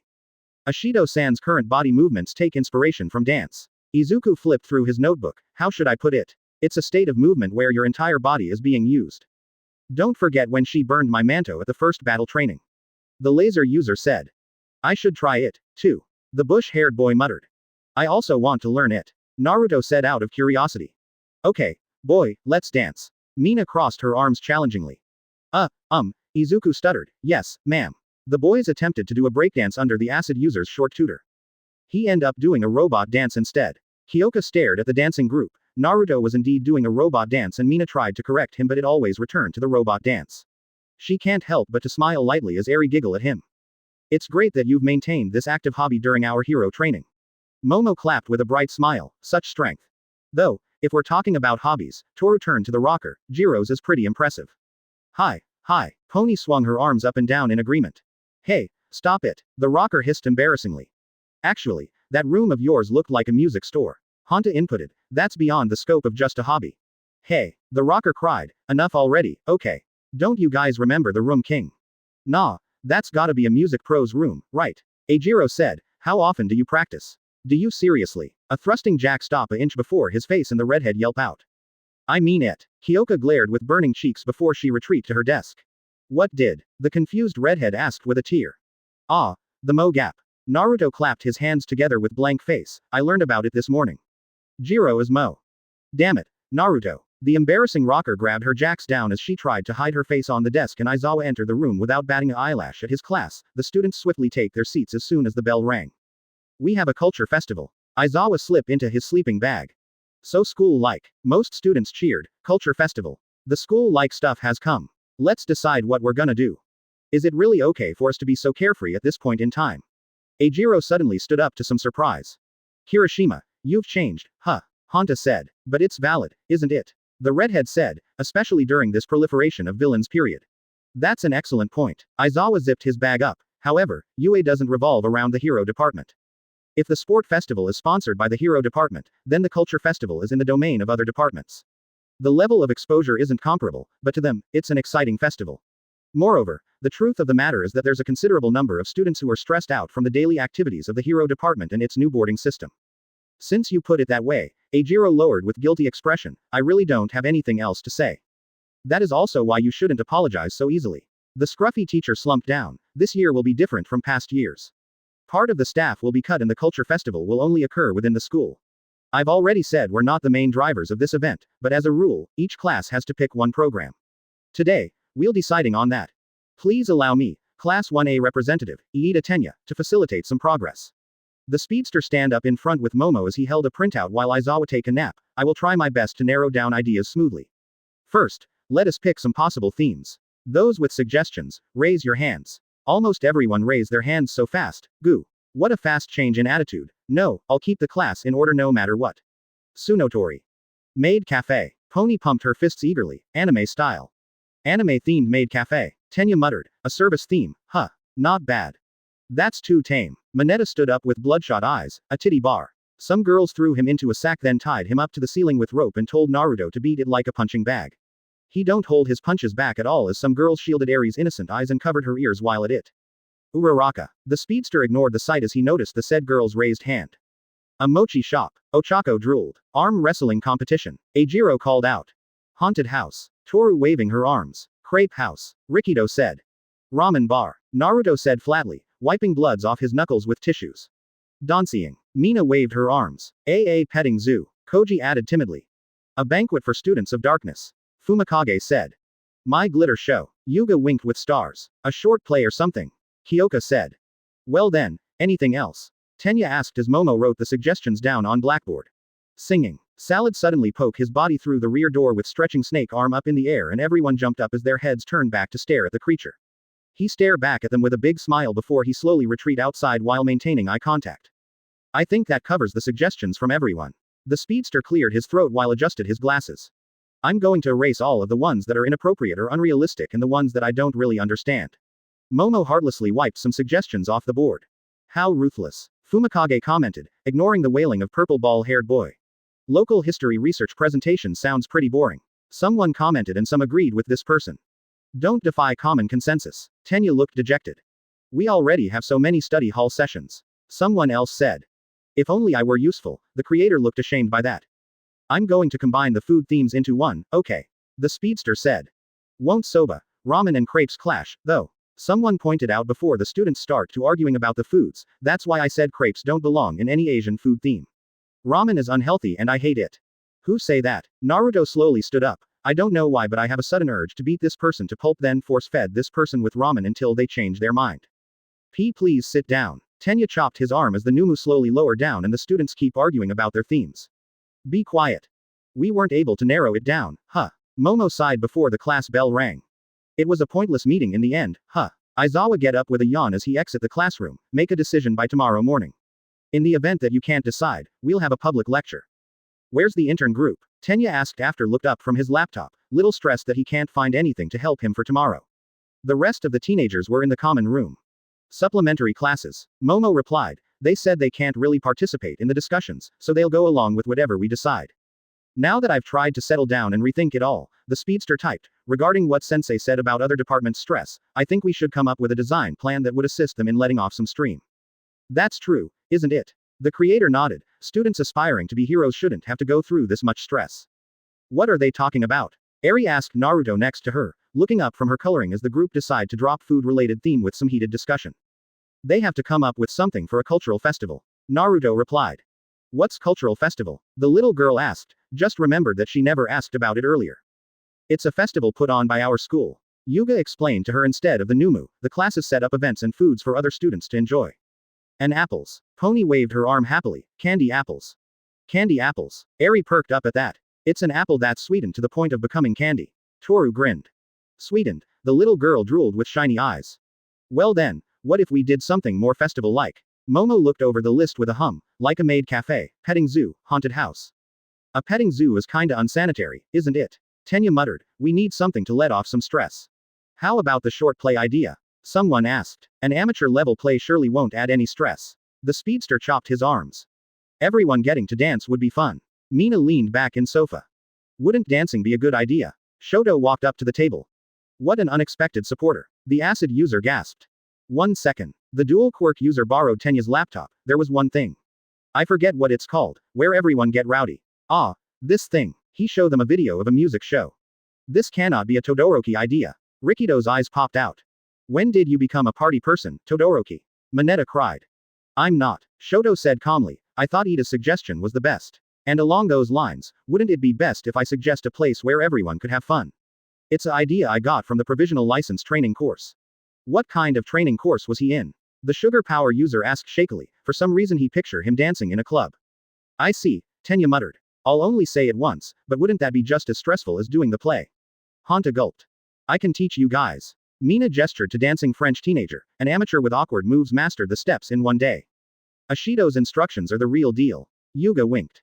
Hold it, amateurs. Mineta snapped his fingers, dance is rhythm. In other words, music. The guests will need first-rate music. If we're talking about music. Toru get up to turn to look at Kyoka with everyone. What? Kyoka got flustered by the sudden attention. A live performance with Jiro-chan's instruments. The invisible girl hopped. Wait a minute. The rocker cried out with her hands up. For what? Toru asked. Not only are you really good at teaching music, but when we were playing together, it was so much fun. Ashido, and everyone else, it's not exactly a hobby rooted in heroism, you know. Kyoka tapped her jacks together. For me, it really is just a simple hobby. Honestly, it's not something I could be proud enough about to perform. Kyo mama's going to sing. Eri suddenly ran up to her with bright eyes and tiny awkward wobbly smile. I want to see it. She developed a habit of attaching mama to the girls' names as nicknames lately. UURK. The rocker feel her heart shaken by the sight. Jiro. Koji jogged over before he take a deep breath. It's a skill that may put a smile on people's faces. I think it's well situated in the word of a hero. I understand both of your requests, but it's completely up to Jiro herself. Momo stepped in. If I don't do it, after this much commotion, Kyoka messed her hair up before she looked at them bashfully. It wouldn't be very rock and roll of me, right? Then Class A's program is a live performance and dance with party space. Tenya clenched his fist with a nod and almost everyone cheered. Toru, it's almost time for Eri's bedtime. Naruto turned to the said teenager. Ah, right. Toru crouched down to the little girl with a smile as she gestured to the crayons on table. Time to clean up. Okay, Toru mama. Eri put the crayons back in the box, then placed papers on top of the lid and she picked it up by handle, carrying it to the elevator with the invisible girl and her father in tow. Eri-chan, do you want to take a bath first or go straight to bed? The invisible girl asked as the elevator moved up. Bed. The little girl replied simply, I want story. All right. Toru smiled as they get off the elevator as soon as it reached their floor and they enter the Numu's bedroom, immediately greeted by the animals. Oh, some of them are getting little big now. She chirped as some puppies ran around their legs along with couple lion cubs and she turned to Eri. Eri-chan, go change and pick a storybook out. Yes, Toru mama. Eri walked up to a small drawer next to a small bookshelf and she glanced at the titles as she picked a blue kitty onesie's pajama with tail and ears on hood out, changing into it clumsily before she take a book out then hold it out to the invisible girl with both hands. Can you read this one? Sure, I will. The invisible girl took the book from the little girl with a giggle as she checked the cover. It have couple kitties and a big dog. She helped Eri get into the bed and she tucked her in before she read the story to her daughter. Toru finished the story in no time before she leaned over to Eri. Give mommy a good night kiss. She lightly pecked Eri's lips. Night, Eri-chan. Good night, Toru mama. The little girl said before she turned to Naruto as he copied Toru's action. Good night, papa. Good night, Eri. Naruto turned the night light on and the invisible girl turned the room's lights off before the teenagers left the bedroom as Eri fall asleep with a puppy in her arm. In the hallway, Toru noticed that the Noumu was thinking deeply about something as they walked back to the elevator. What are you thinking about? Toru asked with a tilted head. Why do everyone have different ways to kiss our daughter good night? The Noumu looked at her. Some of you kissed her on forehead, cheeks, nose, horn and lips. He tilted his head. Why's that? Everyone have different night rituals. She shrugged her shoulders. Some do it different, some do it same. And some does it unique. Unique. Naruto blinked. How? I know someone who kissed someone else goodnight on eyelids. Toru tapped her chin thoughtfully. Don't ask. I see. He hummed. How interesting. If you think so. She lightly shrugged her shoulders again, rocking back and forth on her heels as she waited for the elevator to reach the common floor and her head slowly turned to stare at the Noumu next to her. Toru never thought how easy it is to replace Ojiro with Naruto as her good friend and she don't feel a bit guilty about it because honestly, Naruto have more personality and chatty than Ojiro, who was the most plain and boring guy in the world in her perspective, that and she was very disappointed when she run into the tailed boy in cafeteria and he made some negative comments about the Noumu, which cost the former classmate her friendship. If anyone asks her about what she think of Naruto, she'll say that Naruto is sweet and pretty awkward in a cute dorky way, a great friend who is trying his best to understand other, a good father to their adorable daughter and handsome. Is there something on my face? Naruto tilted his head at her puzzlingly and the invisible girl jumped up with a squeak. She just forget that he can see her. Nothing. Toru waved her hand. Just thinking about something. Okay. He replied and there was a moment of silence until he break it. Ah. I remember a paragraph from Parenthood for Dummies saying that it's normal and common for parents to kiss each other goodnight. Shall I kiss each mother of our daughter goodnight? KK kiss everyone. Toru spazzed out at the thought before she waved her arms at him. No, no, no. I'm pretty sure everyone won't like it if you just go and kiss them out of blue without their consent, until they give you their okay. Ah, I see. Naruto blinked few times. Do you want one? The invisible girl tried her best not to blush as she stuttered and the elevator finally opened with a ding. Oh, let's go see what they come up with for the dance. The Noumu simply give her a nod before they joined the group in common room and the invisible girl was relieved that he don't ask her about it again, but why does she feel little disappointed? Eri shivered in darkness and her eyes find nothing but grimy walls. A shadow appear over her from behind and she looked back before her eyes snap widened in horror as a monstrous form of Overhaul loom over her with outstretching claw. Have a nice dream. Overhaul growled. Come here, you, we have works to do. No. She thrashed around with cries and before she know it, she find herself pushing blankets away. No. Wah. She looked around in confusion. What's wrong, Eri? The said girl's head whipped to Naruto as he stand over her with a tilted head. PP papa. Eri stretched her arms out to him with a whimper, tears leaking from the corners of her eyes. What's wrong? Naruto asked again after he picked her up and she clung on around his neck. Scary DD dream, she sobbed in his nape. So you have a nightmare. The blonde hummed as Eri kept sniffled loudly with some sobs, I see. Which mother do you want to go to? Mama. Eri sniffled confusingly. I read in the book that when a child have a nightmare, it's normal for them to sleep with their parents for comfort and to feel safer. Naruto said, so which mother do you want to sleep with? She make a small whimpering noise, Toru mama. It was the first name that popped in her head since the invisible girl was the last person she see beside her papa. Very well. The Noumu carried his sobbing daughter out and it takes some time until he reached Toru's door. He knock it few times until he hears some sleepy voice muttering, coming, few times and he rub Eri's back as the door opened slightly. Do you know what time it is, Rig? Toru complained sleepily until she blinked rapidly at the sight of Naruto and their sobbing daughter. Eri-chan, what's wrong? She asked worriedly as she beckoned them to come in, she don't want to wake anyone else up. She had a nightmare. Naruto answered. Oh, poor thing. The invisible girl rubbed Eri's back gently in circular motion, was it really scary? The little girl just nodded with another sob, it's okay, you're safe now. Can she sleep with you? He asked. Sure, she can. Toru gave him a nod with a big yawn. Hold on a second, she walked to her bed to move few things out of the way and if Naruto have emotions, he would blush because it turned out the invisible girl sleep bare. Alright, Toru slide into her bed on her side then stretching her arms out, gimme Eri-chan. Naruto place Eri down next to the invisible girl as she pulled the blanket up over the little girl. I'll be go, Naruto said. Wait, I want papa. Eri held her hand out to the Noumu with few sniffles, papa. Okie dokie, let's scoot back a little. The invisible girl would try to calm the little girl down but she's too tired. Naruto, get in here. She turned the blanket cover over. But I'm a Noumu, I have no need for SLE, the Noumu said before the invisible girl cut him off. Just get in the bed and sleep. Toru yawned. Maybe you'll end up enjoy sleeping like you tried eating for the first time. Naruto stare at her for few moments before he get on bed with a nod, okay. He lie on his back with Eri in between the teenagers and the sleepy invisible girl toss the blanket back over them. Want another goodnight kiss? The invisible girl asked Eri as her mind slowly shut down from tiredness and she slid her arm over Eri's torso to snuggle up. Why yes. Eri whimpered softly and her parents kissed her goodnight.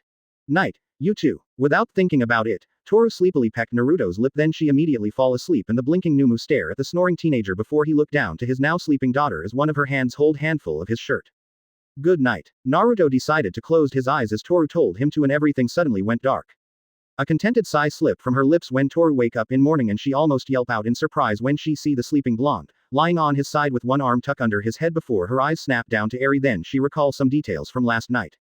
Oh right, Eri-chan had a nightmare and we end up sleeping together. Toru calmed herself down as she stared down at the sleeping little girl then up to the blonde and she realized that Naruto's another arm was wrapping over them. It kinda feel a little nice. The invisible girl rest her head back on the pillow as she gently brushed the sleeping little girl's hairs with her fingers, taking the sight in and a minute passed before Toru's face suddenly light up with atomic blush when she remembered one little thing before she went to sleep last night. Did I just kissed him? It took all of her willpower to not scream out in embarrassment, it's not her fault she did that. She was so tired and wasn't thinking. The invisible silently thrashed mentally as she stared wide-eyed at Naruto's sleeping face and she'll curl up in ball once the Noumu and their daughter woke up and left her bedroom for breakfast. Kyoka walked back to the dorm with most of her dorm mates from school and it was pretty crowded with many students out around, which makes sense to her since the culture festival is a month away and everyone have a lot of preparations to do. The rocker twirled her right earjack around boringly as her classmates kept chatting about their music show until she overheard some general education students whisper to each other, mostly complaining and grumble about the heroic classes while blaming them for the recent incidents. They need to get their heads out of their asses and get over it. Kyoka mentally rolled her eyes, it's not their faults that the villains decide to attack UA school more than once, neither being targeted by the same villains. She don't pay them any mind until some comments reach her ears and it piss her off right away. Why is this monster still walking around? They should toss this thing back in prison. I heard this thing killed a student from his class, this guy with electricity quirk, which explain why there's one less. They may trying to cover it up. They're with a little kid and she called this villain Papa, do you think he forced himself on one of the girls or brainwashed this girl into? Gah, fuck them all. The rocker cussed lowly under her breath with a glare, she want to lash out at them but that would feed the fires and they don't know a shit about Naruto or their situations. She never know how glad she is when they finally reach the dorm, away from these gossipy people. The culture festival is just 1 month away. Tenya said to everyone, we don't have much time, so today I want to decide on a few things. First music. Let's do something groovy. Mina grinned. Well, then shouldn't we do a song that's as well known as possible? Someone asked. One that we can dance to. Toru pumped her fists. If that's the case, we might consider Four on the Floor. Kyoka loosed her tie, and club rock in the style of new rave. If we're doing dance music, we really should turning toward EDM, but everyone's set on playing instruments, right? She glanced around as she gestured to music instruments in common room. Has anyone here ever played bass or drums? There was a silence. I figured. First, even though the backbone of the band is the drums, my main instrument is the guitar, so my drumming is, frankly, a work in progress. If I have to teach a beginner drums while I also have to practice, 1 month is way too tight. Naruto walked to the drum set to everyone's confusion and he sit down with the drumsticks before. What the hell? Rikido gaped as the Noumu play the drum skillfully with blank face as if he's experienced. PPPP prefect, the rocker's bloodshot eyes nearly pop out with trembling hands near her opening mouth. Yo, I don't know you play. Honta dropped his jaw along with almost everyone else. Since when you play drum and how you know it? I just acquired a quirk that allow me to play any music instruments and match the band's music perfectly. Naruto answered flatly, and that is my first time playing. What an awesome yet useless quirk. That gotta be some cheating. Are you a FU, fudging Deus Ex Machina or what? He's our drummer. Kyoka turned to everyone with flat face. Anyone else? Thanks to my etiquette training as a child, I'm quite familiar with the piano. Momo spoke up. Would that skill prove useful? Whoa. Mina thrust her fist up. Yao Momo's on keyboard, then. Synthesizers are essential to club music. The rocker replied, Yao Momo, you'll be a huge help. I'll do my best. The creator clenched fists closer to her happy face. Hey, we said girls were gonna dance. The acid user whined, but that's cute too, so it's okay. Since I'll be doing the bass, we just have guitar and vocals left. Kyoka said, so everyone else will dance. Is this all it usually takes to get a party going? Tenya cupped his chin with a hum. What about that thing that gets people rowdy? Shoto said. We have to add staging. The acid user spun around. Yeah, that. The dual-haired boy nodded. Staging. Some teenagers questioned before the pink-haired girl showed them a picture on laptop. For example, this. Mina spoke. Things like sparklers, streamers, or a disco ball. Anything that's essential to creating the atmosphere is called staging. Let's make it look like a Disney parade. The invisible girl clapped with some jumps, one that really involves participation. Did you say we're borrowing the gym? Honta asked the class president. Yes, Aizawa-sensei has already made the arrangements. The speedster nodded. The teacher sure worked fast after he informed him about the music show. So, for example, the acid user lift her index finger up. Uraraka will make Todoroki and Kirishima float, right? Then Kirishima will chip away at Todoroki's ice. And then, since Aoyama will be the disco ball, Yuga turned to her at that. Light will flutter all over like stardust. Team Snowman. Is this the teaming up we talked about before? Toru asked. Honestly, I think it's good. Momo replied, it's the perfect gimmick to get everyone hyped up. I'm the disco ball. Yuga uttered. Yes. Naruto said flatly. It's not good. The laser users speak up to get their attention. If we're going through with this, we'll need someone running things behind the scenes. Ajiro entered the dorm with the intern group. Supplementary classes finally finished for today. Now we can fully participate. Ochako blinked after a quick catch-up. Jiro, you're not singing.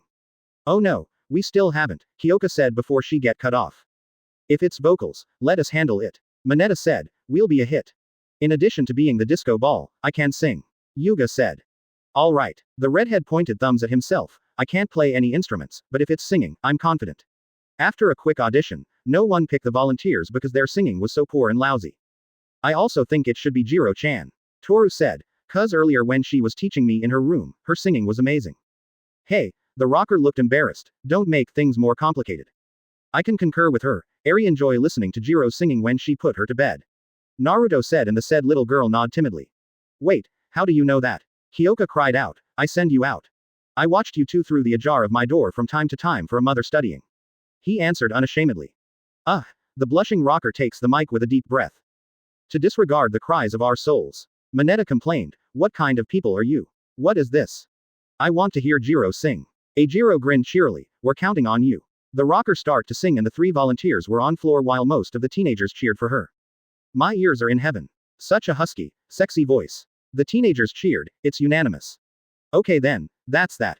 Kyoka quickly divert the attention to something else. Now, we need guitarists. 2 of them.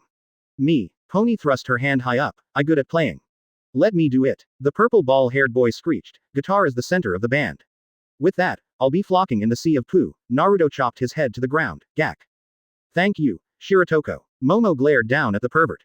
Dancing's good with me, Rikido said. I wanna help out with the staging using my tape. Honta said, and Fumikage picked the guitar up to strum it pretty well. Tokiyami. Kyoka gasped. You play. Why didn't you say anything? I had to free myself from the burden of the F-Cord first. Fumikage said. After a long discussion that ended around 1 o'clock at night before Tenya shout out with bags under his eyes, all roles are decided. Tomorrow's gonna be a busy day. He turned to everyone, now go to bed. It's WAAAY late. Almost everyone's sweat dropped at him. Don't shout, you'll wake Eri up. Naruto said. Gak, my apologies, Shiratoko. The speedster shouted with pure guilt and almost everyone's sweat drop enlarged. Well, that confirmed it. Eri haven't been kidnapped since Aizawa haven't find any missing files on this little girl for months and that means Shiratoko actually create his child in a bizarre way. The scruffy man rubbed his forehead annoyingly, at least it stopped Shiratoko from taking random animals in, his phone chirmed and he take a look at it. Never mind, Iida just informed him that Naruto just adopt a goddamn armadillo pup because it become a orphan on a live wildlife channel. At this rate, the UA will end up having a personal zoo. Aizawa want to bash head on his desk before he hear a familiar voice behind him and he looked back to see Tomoko with Hazashi, it's another one of her days visiting her son and granddaughter. I heard that the cultural festival is coming up. Tomoko smiled brightly with animated arms, I can't wait to spend time with our kitten and little kitten at our first festival as family. Hazashi gulped nervously. Actually, the families are not allowed to come this year. Aizawa spoke up uninterestingly, meaning, students and teachers only. The search user turned to stare at him blankly without a single blink, maybe next T. Give me the permission to visit the festival. The search user said calmly and flat. No. The scruffy man deadpanned, you can come to the cultural festival next why. Suddenly, the woman pulled him closer by yanking his scarves with a eerie face. Go talk to your principal and get me the permission or else, Tomoko said as Aizawa shrugged it off with an interesting face, I'll give Emi your personal digits. You won't. Aizawa gained a horrified expression. Oh, I will. Tomoko replied with a sweet yet evil smile, I had lose many opportunities to make memories with my little boy before I get him back and you are not going to force me to lose another one. Go talk to Nezu and get me the goddamn permission or I'll have you slap the ring on Emi. I'll try to. The underground hero said weakly. No, don't try. She released him with a wide smile, just fucking do it. She turned to the shuddering blonde, see you later, Hazashi, I'm going to see our kitten. The smiling search user skipped out of the staff room and the men slowly meet each other's eyes. Fuck my life. Aizawa turned around to banging head on his desk over and over. Cheer up. Hazashi patted his best friend's back awkwardly, better him than me. It's good thing he kept his mouth shut for once or Tomoko-chan will be raging on him. Eri-chan, I'm going to send my parents a picture of you. Suyu held her smartphone out and the said girl looked up with a blink while she slightly clinged to Naruto as Najire tied her hairs up in pigtails, most teenagers were in the common room. Smile. Smile. Eri muttered timidly before she tried to smile again and again with some struggles as she tried to push her cheeks up with her hands to some teenagers' confusion. Sorry. Her head dipped sadly, I don't know how to smile. Oh, that's okay since you're like your dad. The frog girl gave Eri a little pat on head. Huh, the little girl looked up curiously. That's right, your old man have never smile. Hyoka twirled her jack boringly as she looked away from her homework at dining table with few teenagers to Eri before her gaze shift to the poker face of resident Noumu, or show any expressions at all. If he does, it'll be very rare and miracle. Yeah, like daughter, like father. Eijiro chuckled. Oh, I see. Eri turned to Naruto with few blinks before she touched his hand. Papa is like me, that makes her a little happy to know that they have something in common. And done. Najire moved her hands away from the little girl's hair with a beaming smile, you look very cute now. She whipped her phone out to take some pictures, hey, let's go playing house in your playroom. Okay. The unicorn girl slipped off the couch timidly and she turned to look at the Noumu as he get up. At same time, Hyoka subtly nudged Fumikage's shoulder with her jack with a look and he caught on. Shiratoko, I'm going to practice a bit with the guitar right now but I need your aid. Fumikage spoke up, my darkness must be synced with the song of your soul. Yeah, we need you guys matching the tandem. The rocker nodded. I'll help you. Naruto nodded. Papa's not coming. Eri fidgeted a little nervously. Yeah, sorry. Suyu patted her head softly, your father needs to practice a bit with the band but that's okay. Najire and I will play house with you.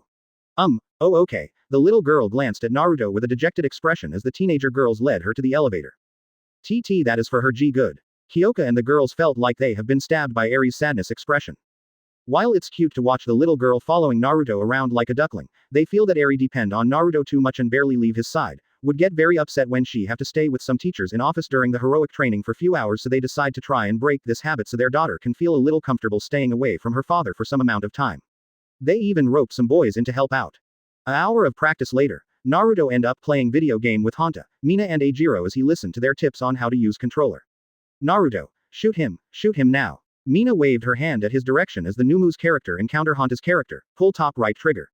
Hurry. The blonde's character suddenly mowed the tape user's character down with gating gun, yes. No. Honda cried out as he received game over screen and Tenya walk over to take a seat with a glass of juice before they suddenly hear a loud fart noise in the speedster's direction, then they turn their heads to the red-faced teenager. TTT, that was not me. Tenya stuttered with arm-chopping motions and someone was about to say something until. Haha, you have been pranked. Naruto said flatly with expressionless face before he pull and whoopee cushion out under the speedster's chair and everyone blink few times at him. Shiratoko. The embarrassed speedster swiftly stand up with the arm chop. You can't do that to your fellow students. And it's unbecoming of one to pull a prank when they are in training to be a. Don't listen to stick in mud over there. The tape-elbowed boy patted the Numu's back with a laughter while almost everyone giggle at the prank, but damn, I don't expect you to do a prank. Yeah, what, bring it on. Toru giggled. Tomoko said she did a lot of prank when she was in school and it makes her more close to everyone. The Numu replied. Oh, so you're doing it to get close with everyone. The invisible girl tilted her head with a blink. Yeah, Naruto nodded. I don't know if I can pull pranks on everyone in school because it's my first time. Should I do it or not? Yes, do it. Some teenagers laughed. No, don't do it. Tenya cried with blurry chopping arms. You are setting an bad example too. Relax, Iida, Mezzo said to him. I'm certain the pranks he'll commit are pretty harmless and everyone'll enjoy it either way. But, the speedster looked like he want to blow a gasket there. Since everyone said it's acceptable, I'll set the pranks up. The Numu got up then walked out the dorm and almost everyone blinked few times before they shrug, turning back to whatever they were doing. This day was marked down as one of the most chaotic days in the history of UA, right under Shiratoko Tomoko's week of insanity. Every room in school have been perfectly turned upside down along with several students glued to the upside down desks and they claim they have no idea how they end up there in first place. The water in a large pool have been replaced with maple syrup and anyone who end up inside were stuck for hours as they sluggishly swim to the edge. Every door have been rigged to fire a confetti cannon at anyone, even a group, who open it and completely cover them in colorful confetti that can't be washed off for 3 days. Although, there is no explanation for how a lit cupcake end up on their heads and it also can't be removed for a whole day, the fire can't be put out because every cupcake have a trick candle. Every tools in the support department have been mysteriously replaced with rubber props and few props were rigged with joy buzzer that send a volt enough to make the victim's hairs fizz out. The strange thing is that May's tools were left untouched. The PA system suddenly blaring a song from pre-quirk days on loop and it annoy everyone when it was discovered that it can't be turned off for some reasons. The song, Rick Roll. Nearly all school uniform have become neon pink, although very few don't mind it because it's their favorite color. The bots everywhere have been painted with neon colors and for some reason, they were firing cream pies at everyone that appear in its range and would chase anyone down to shot a pie to their face. No matter where anyone tries to exit the school always get covered in honey and colorful feathers, laced with itching powder. Someone get me down here. Nito screamed from the top of flagpost with clown makeover and he was suspending up by his underwear. There was a corncob prank but no one talk about it, no one. Later, there was a series of explosives before the school suddenly get flooded with colorful foams as almost everyone slide out of the building on their back or chest with screams. Aizawa stared down at Naruto with rapid twitching eyebrow in the common room as the teenagers stare at them with various expression. I don't know how you do it or get away with it but I know it's you. 3 days of detention. He would give this problem child more but Nezu somehow convince him to go with just 3 days and he think it's because the principal get a kick out of that. Is that how Tomoko always get away with her pranks? He wonder. One more thing. He pointed to the cupcake on his head. How do I take this damn thing off my head? He was also covered in confetti. Wait until midnight. Naruto answered and the scruffy teacher swear that it sound very cheeky. Damn problem child. The scruffy teacher left with a grumble and there was nothing but silence until. Oh Kami. Honda suddenly laughed out loudly with tears in his eyes and he wasn't the only one as several lost it. Mina curled up on the floor, smashing her fists on the floor and Ochako covered her spit laughter as Eijiro's shoulders trembled in attempt to hold his guffaw back. Several other just shake their heads slowly. Harmless, you say. Tenya turned his head to the giant teenager sternly. I stand corrected. Mezzo sweat dropped sheepishly. For the Hero Foundation this week, you will learn how to gather information on your enemies and infiltrating their organization without tipping them off to the hero's presence. Aizawa said to his class. Yes. Toru pumped her fist up happily. I've been waiting for that. Oh yeah, your quirk is perfect for this one. Honda turned to look at her direction.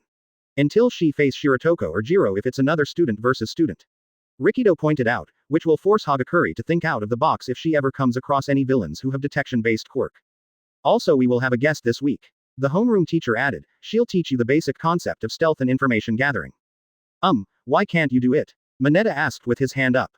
Because I can't cover the whole class on my own. Aizawa looked at him like an idiot. It's logical to have another hero that'll cover half of you guys while I handle the other half.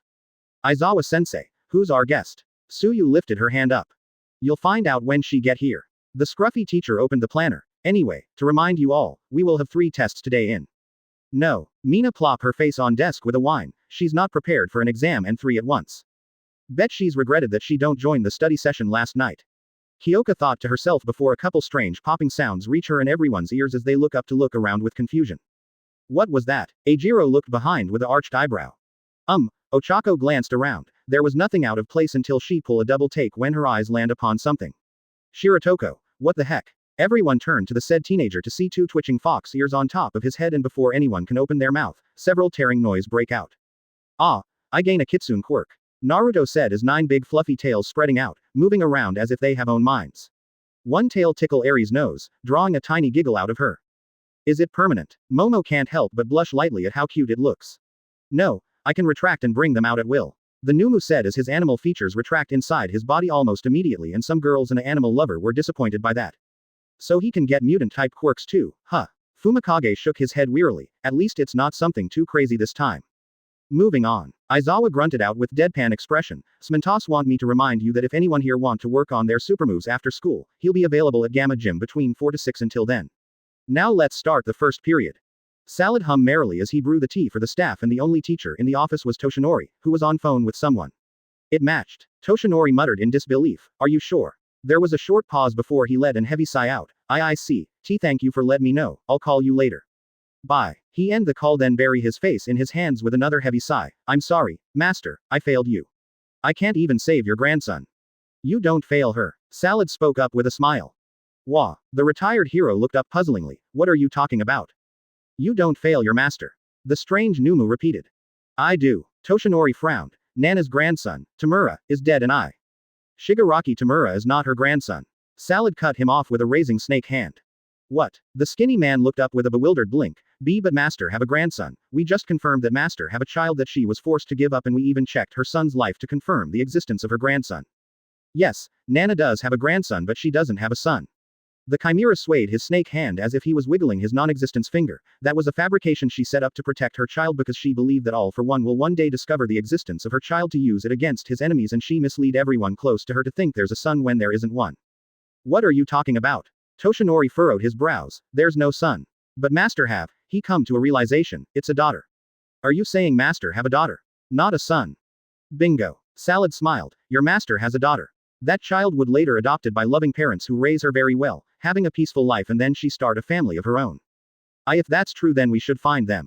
The blonde man swiftly stood up. There's no need. The chimera laughed goodheartedly to his confusion, because you already found them. In fact, Nana's grandson is attending here. Who? The blonde man blinked rapidly with some stutters, not bothering to wipe some bloods off his chin. Oh, you should know who. Salad pressed his snake hands together with a closed-eyed smile. Haven't you noticed it? His smile is so much like her. Their sense of justice, the heroism they show. Some bells went off in Toshinori's head. When he jumped into action, don't it ever remind you of your master? You once told him that his mother looked so much like your master, didn't you? You unknowingly saw her resemble in them. Wait, is he saying? A name comes to the retired hero's mind and he becomes shaken by that with rapid breathing. It can't be. I see you're realizing it now. The Numu's smile widened slightly. That's right. He is Nana's actual grandson. He chuckled. It's funny how it come to full circle, because he end up inhibiting her quirk and unknowingly follow her path after you inspired him. How can he not see it? He should have seen it the whole time. Her master's grandson was right in front of him and he don't know it. It can't be. Her grandson is the 9th inheritor of One for All, Midoriya Izuku. Salad said to Toshinori's complete shock. If that's true then, Toshinori stammered as he dropped back in his chair. Why don't you say anything sooner? He shook his head. And no, we need to check your story out to see if it's truth. Wait, how do you know all of that? His eyes snapped widened. The name of the quirk. Did One for All told you that? He don't. I just know because of one of my quirks. The Noumu replied. It allows me to identify the quirks and everything about it. Don't worry, I won't tell anyone about One for All because I know it's a secret. And for your master's relation, let's say that I have a quirk that allow me to see everything from past to futures when I focus on my chosen target. With that, I can trace a target's family tree back to the very beginning or chose to peek into one of their futures, depending on how things will turn out in any circumstances and any actions they chose to do or not to do. I don't know how to say. The blonde man blinked owlishly, still in shock. If he have those quirks, then why don't All for One take them? Well, there's one thing I know about you. Salad picked up the tray of teacups with a chuckle as he head out. You need a lot of time to process it and confirm my claim. Now if you excuse me, I have to bring the tea to Principal Nezu before I start cleaning the hallways. The door closed behind him and Toshinori blinked once, twice and thrice at the door before he slumped back in his seat in pure shock and confusion, trying to wrap his mind around the biggest revelation of his life until one question come to his mind. Who killed Shigaraki Tamura and why? The 1A class arrive at USJ and they were immediately met by a female figure in purple spandex with black attire, some guard pieces from shoulders to shins, dark purple thigh-high boots and purple featureless full-mask helmet. No way, it's Mindwalker, the information heroine. Toru hopped excitingly at the sight of the figure. Mindwalker. Mina raised her eyebrow at the invisible girl, never heard of her. Is she underground hero? Kinda. She never shows her real face to public because she used disguises to get into some criminal rings but she always show up on television shows or news in this costume. The invisible girl replied, she has a small line of merchandise. Oh, okay. The acid user blinked with a small hum. Everyone, that is Mindwalker. Aizawa gestured to the masked woman boringly. Hey, guys, nice to meet you all. Mindwalker waved cheerily. I don't know if your teacher told you that but I'll be helping out for this week on gathering information and the likes. Can I ask what's your quirk? Honta raised his hand up curiously. I don't know, can you? Mindwalker said cheekily, drawing several sweat drops from the students and an annoying groan from the scruffy teacher. May I ask you what's your quirk? The tape-elbowed teenager sighed. Sure, my quirk is, like my hero name, Mindwalker. The masked heroine answered, it allow me to enter someone's mind for few minutes and access some certain memories as long as they are on surface. To trigger it, I have to get closer to my target and either projecting my consciousness into the target or make a physical contact like touching shoulder for example. Physical contact. Mineta drooled lewdly at Mindwalker's large bust. If you want to mindfuck me, wrap your tit. Naruto. Heel drop. Kyoka said coldly and the Noumu introduced the pervert to rocky ground with a heel drop. Mindwalker turned her head to the scruffy teacher questioningly. It's fine, Aizawa said before he looked down at the twitching pervert for a moment then back to the heroine, still alive. It's better to let them discipline him physically so he learn not to make some sexual harassment toward the females. He even tried to hit on a 6-year-old girl. Shoto informed the masked heroine flatly. Yeah, no looting unicorn. Pony eyed the pervert dirty with a huff. I'm very glad our daughter finally gets her taser and whistler yesterday. Momo said to her with some nods, but we need to teach her how to use them properly. Yes, tase nuts. The foreign girl smiled, earning few chuckles from the girls as several boys crossed their legs with a flinch. Daughter. Again, Mindwalker gave the scruffy man a funny look behind her mask. Long story. Aizawa grunted annoyingly before he pointed to Naruto. I blame this problem child. Okay. Mindwalker blinked under her mask. Guess I have to ask you about it later. Should we go start with the lesson? Let's. The scruffy man clapped his hands with a grunt. Tsunotori, Yaoyorozu, Aoyama, Hagakuri, Shikotoko, Kyoka, Shoji, Uraraka, Asui and Ashido will go with Mindwalker. The rest go with me. What? Mineta quickly get up with widened eyes. Sensei, you're putting me in a sausage fest group. At least, please give me some chicks to ogle. Like Yaoyorozu and her big bouncy tee. Punt him as far as you can get to. The creator turned her head to look at Naruto with cold stern face and the Noumu suddenly punt the screaming pervert far away from the group. Thank you. Damn, is that a new record? Honta squirted his eyes ahead as Mineta bounced few times on ground. Close enough but no. Shoto commented flatly. Is that normal around here? Mindwalker sweat dropped at the quirky class. She hoped the 1B class won't be crazy like this one. Alright, follow me. She beckoned her group as they head to a replica city. Mindwalker sensei, what kind of exercise will we do today? Mezzo asked politely, team or? Oh, today's exercise will cover the basic and I'll give you some after-school assignments to do, a homework to speak. The masked heroine waved her hand, nothing major for today. If you want a big one, you have to wait until tomorrow because you will collect the information from villain bots in some certain simulations, like CD Bar for example. Ah, until tomorrow. Toru groaned childishly. Now, Mindwalker turned to face her group with hands on her hip. Let me ask you a question. Have anyone here been on a stakeout before? Couple hands went up, only 2. Alright, we will start our first lesson with stakeout so you all better listen up. Before you go out on a stakeout, you have to. I just realized that we're not going to have a lot of free time until after the festival. Rikido felt so drained as he prepared dinner for everyone after everyone returned to the dorm from dance practice. Yeah, and for a whole month. Eijiro cracked his neck around with few pops, the other departments are sure lucky. The only courses that have extra lessons are the heroic and support department. He glanced around in the common room as some teenagers do their own business. So, about today's heroic foundation, did Mindwalker give you guys assignments like Aizawa-sensei did? Yes, she want us to collect 3 different info on our targets that we don't know about, even if it's something personal or privacy. Ochako replied as she helped Eri with her homework.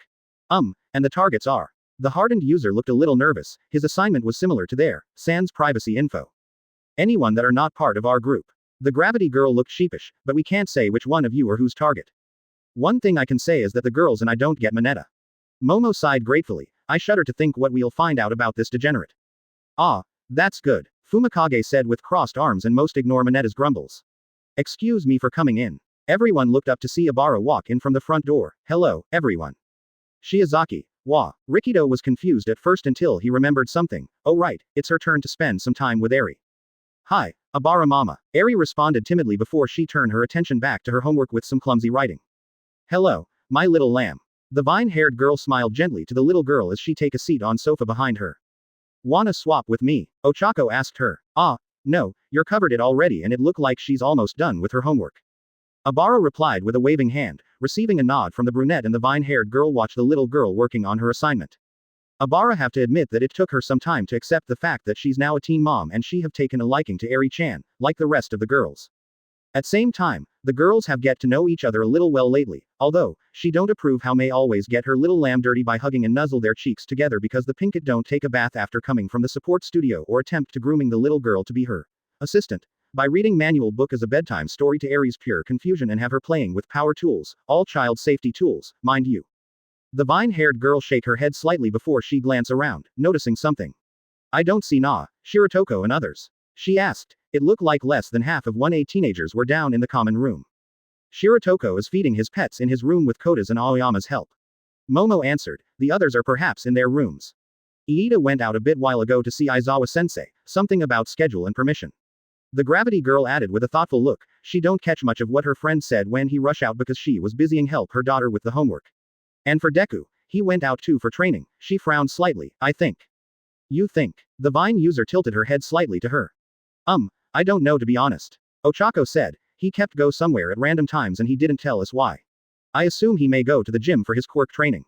She don't know what to make out of that and it's not really easy for her because she's little confusing about her feelings toward Izuku. Oh, I see. Obara hummed, don't know how to respond to that until. Finished. Eri spoke up softly, pushing her paper toward the gravity girl. Ah, let me check. The brunette scanned the paper for a moment before she turned to the little girl with a big smile as she patted Eri's head. Good job, Eri-chan, you did great. Thank you, Ocha-mama. The little girl replied timidly. What do you want to do now? Obara asked after she checked with the gravity girl to see if their daughter has any more homework, which she don't. Can we watch movie? Eri pointed to the television. Yes, go ahead and pick out what you want to watch. The vine-haired girl smiled down at her and the young girl walked closer to the television stand, going through some movie cases. Most of teenagers keep their movies in their rooms or tuck away in television stand out of the little girl's reach so she don't accidentally watch something that she should not allow to be watching like horror movies for example. After a while, Eri chose a cartoon movie about dogs and she give the case to Obara as the vine-haired girl set the movie up. Hey, since you're gonna stay for a while, do you want dinner? Rikido asked out of politeness, it's hot dogs. Yes, I would like one, thank you. Obara answered with a small nod as she take her seat on sofa again with Eri next to her, starting the movie. About 10 minutes in, the vine-haired girl noticed Naruto exiting the elevator from the corner of her eyes and she turned slightly to greet him. Hello, Na, Shirotoko. Hello, Shiozaki. Naruto replied back as Eri looked away from the movie to him. We're watching a movie, would you like to join us? The Vine user asked. Yes. The blonde approached the sofa then sit down next to his daughter and the little girl with horn would have crawl onto his laps if Obara haven't placed her arm around her, gently cuddle her against Obara's side earlier. What are we watching? He asked, opening his left hand up as Eri absent-mindedly play with his fingers while watching the movie and some teenagers who have noticed it wonder if it's another habit that the little girl have.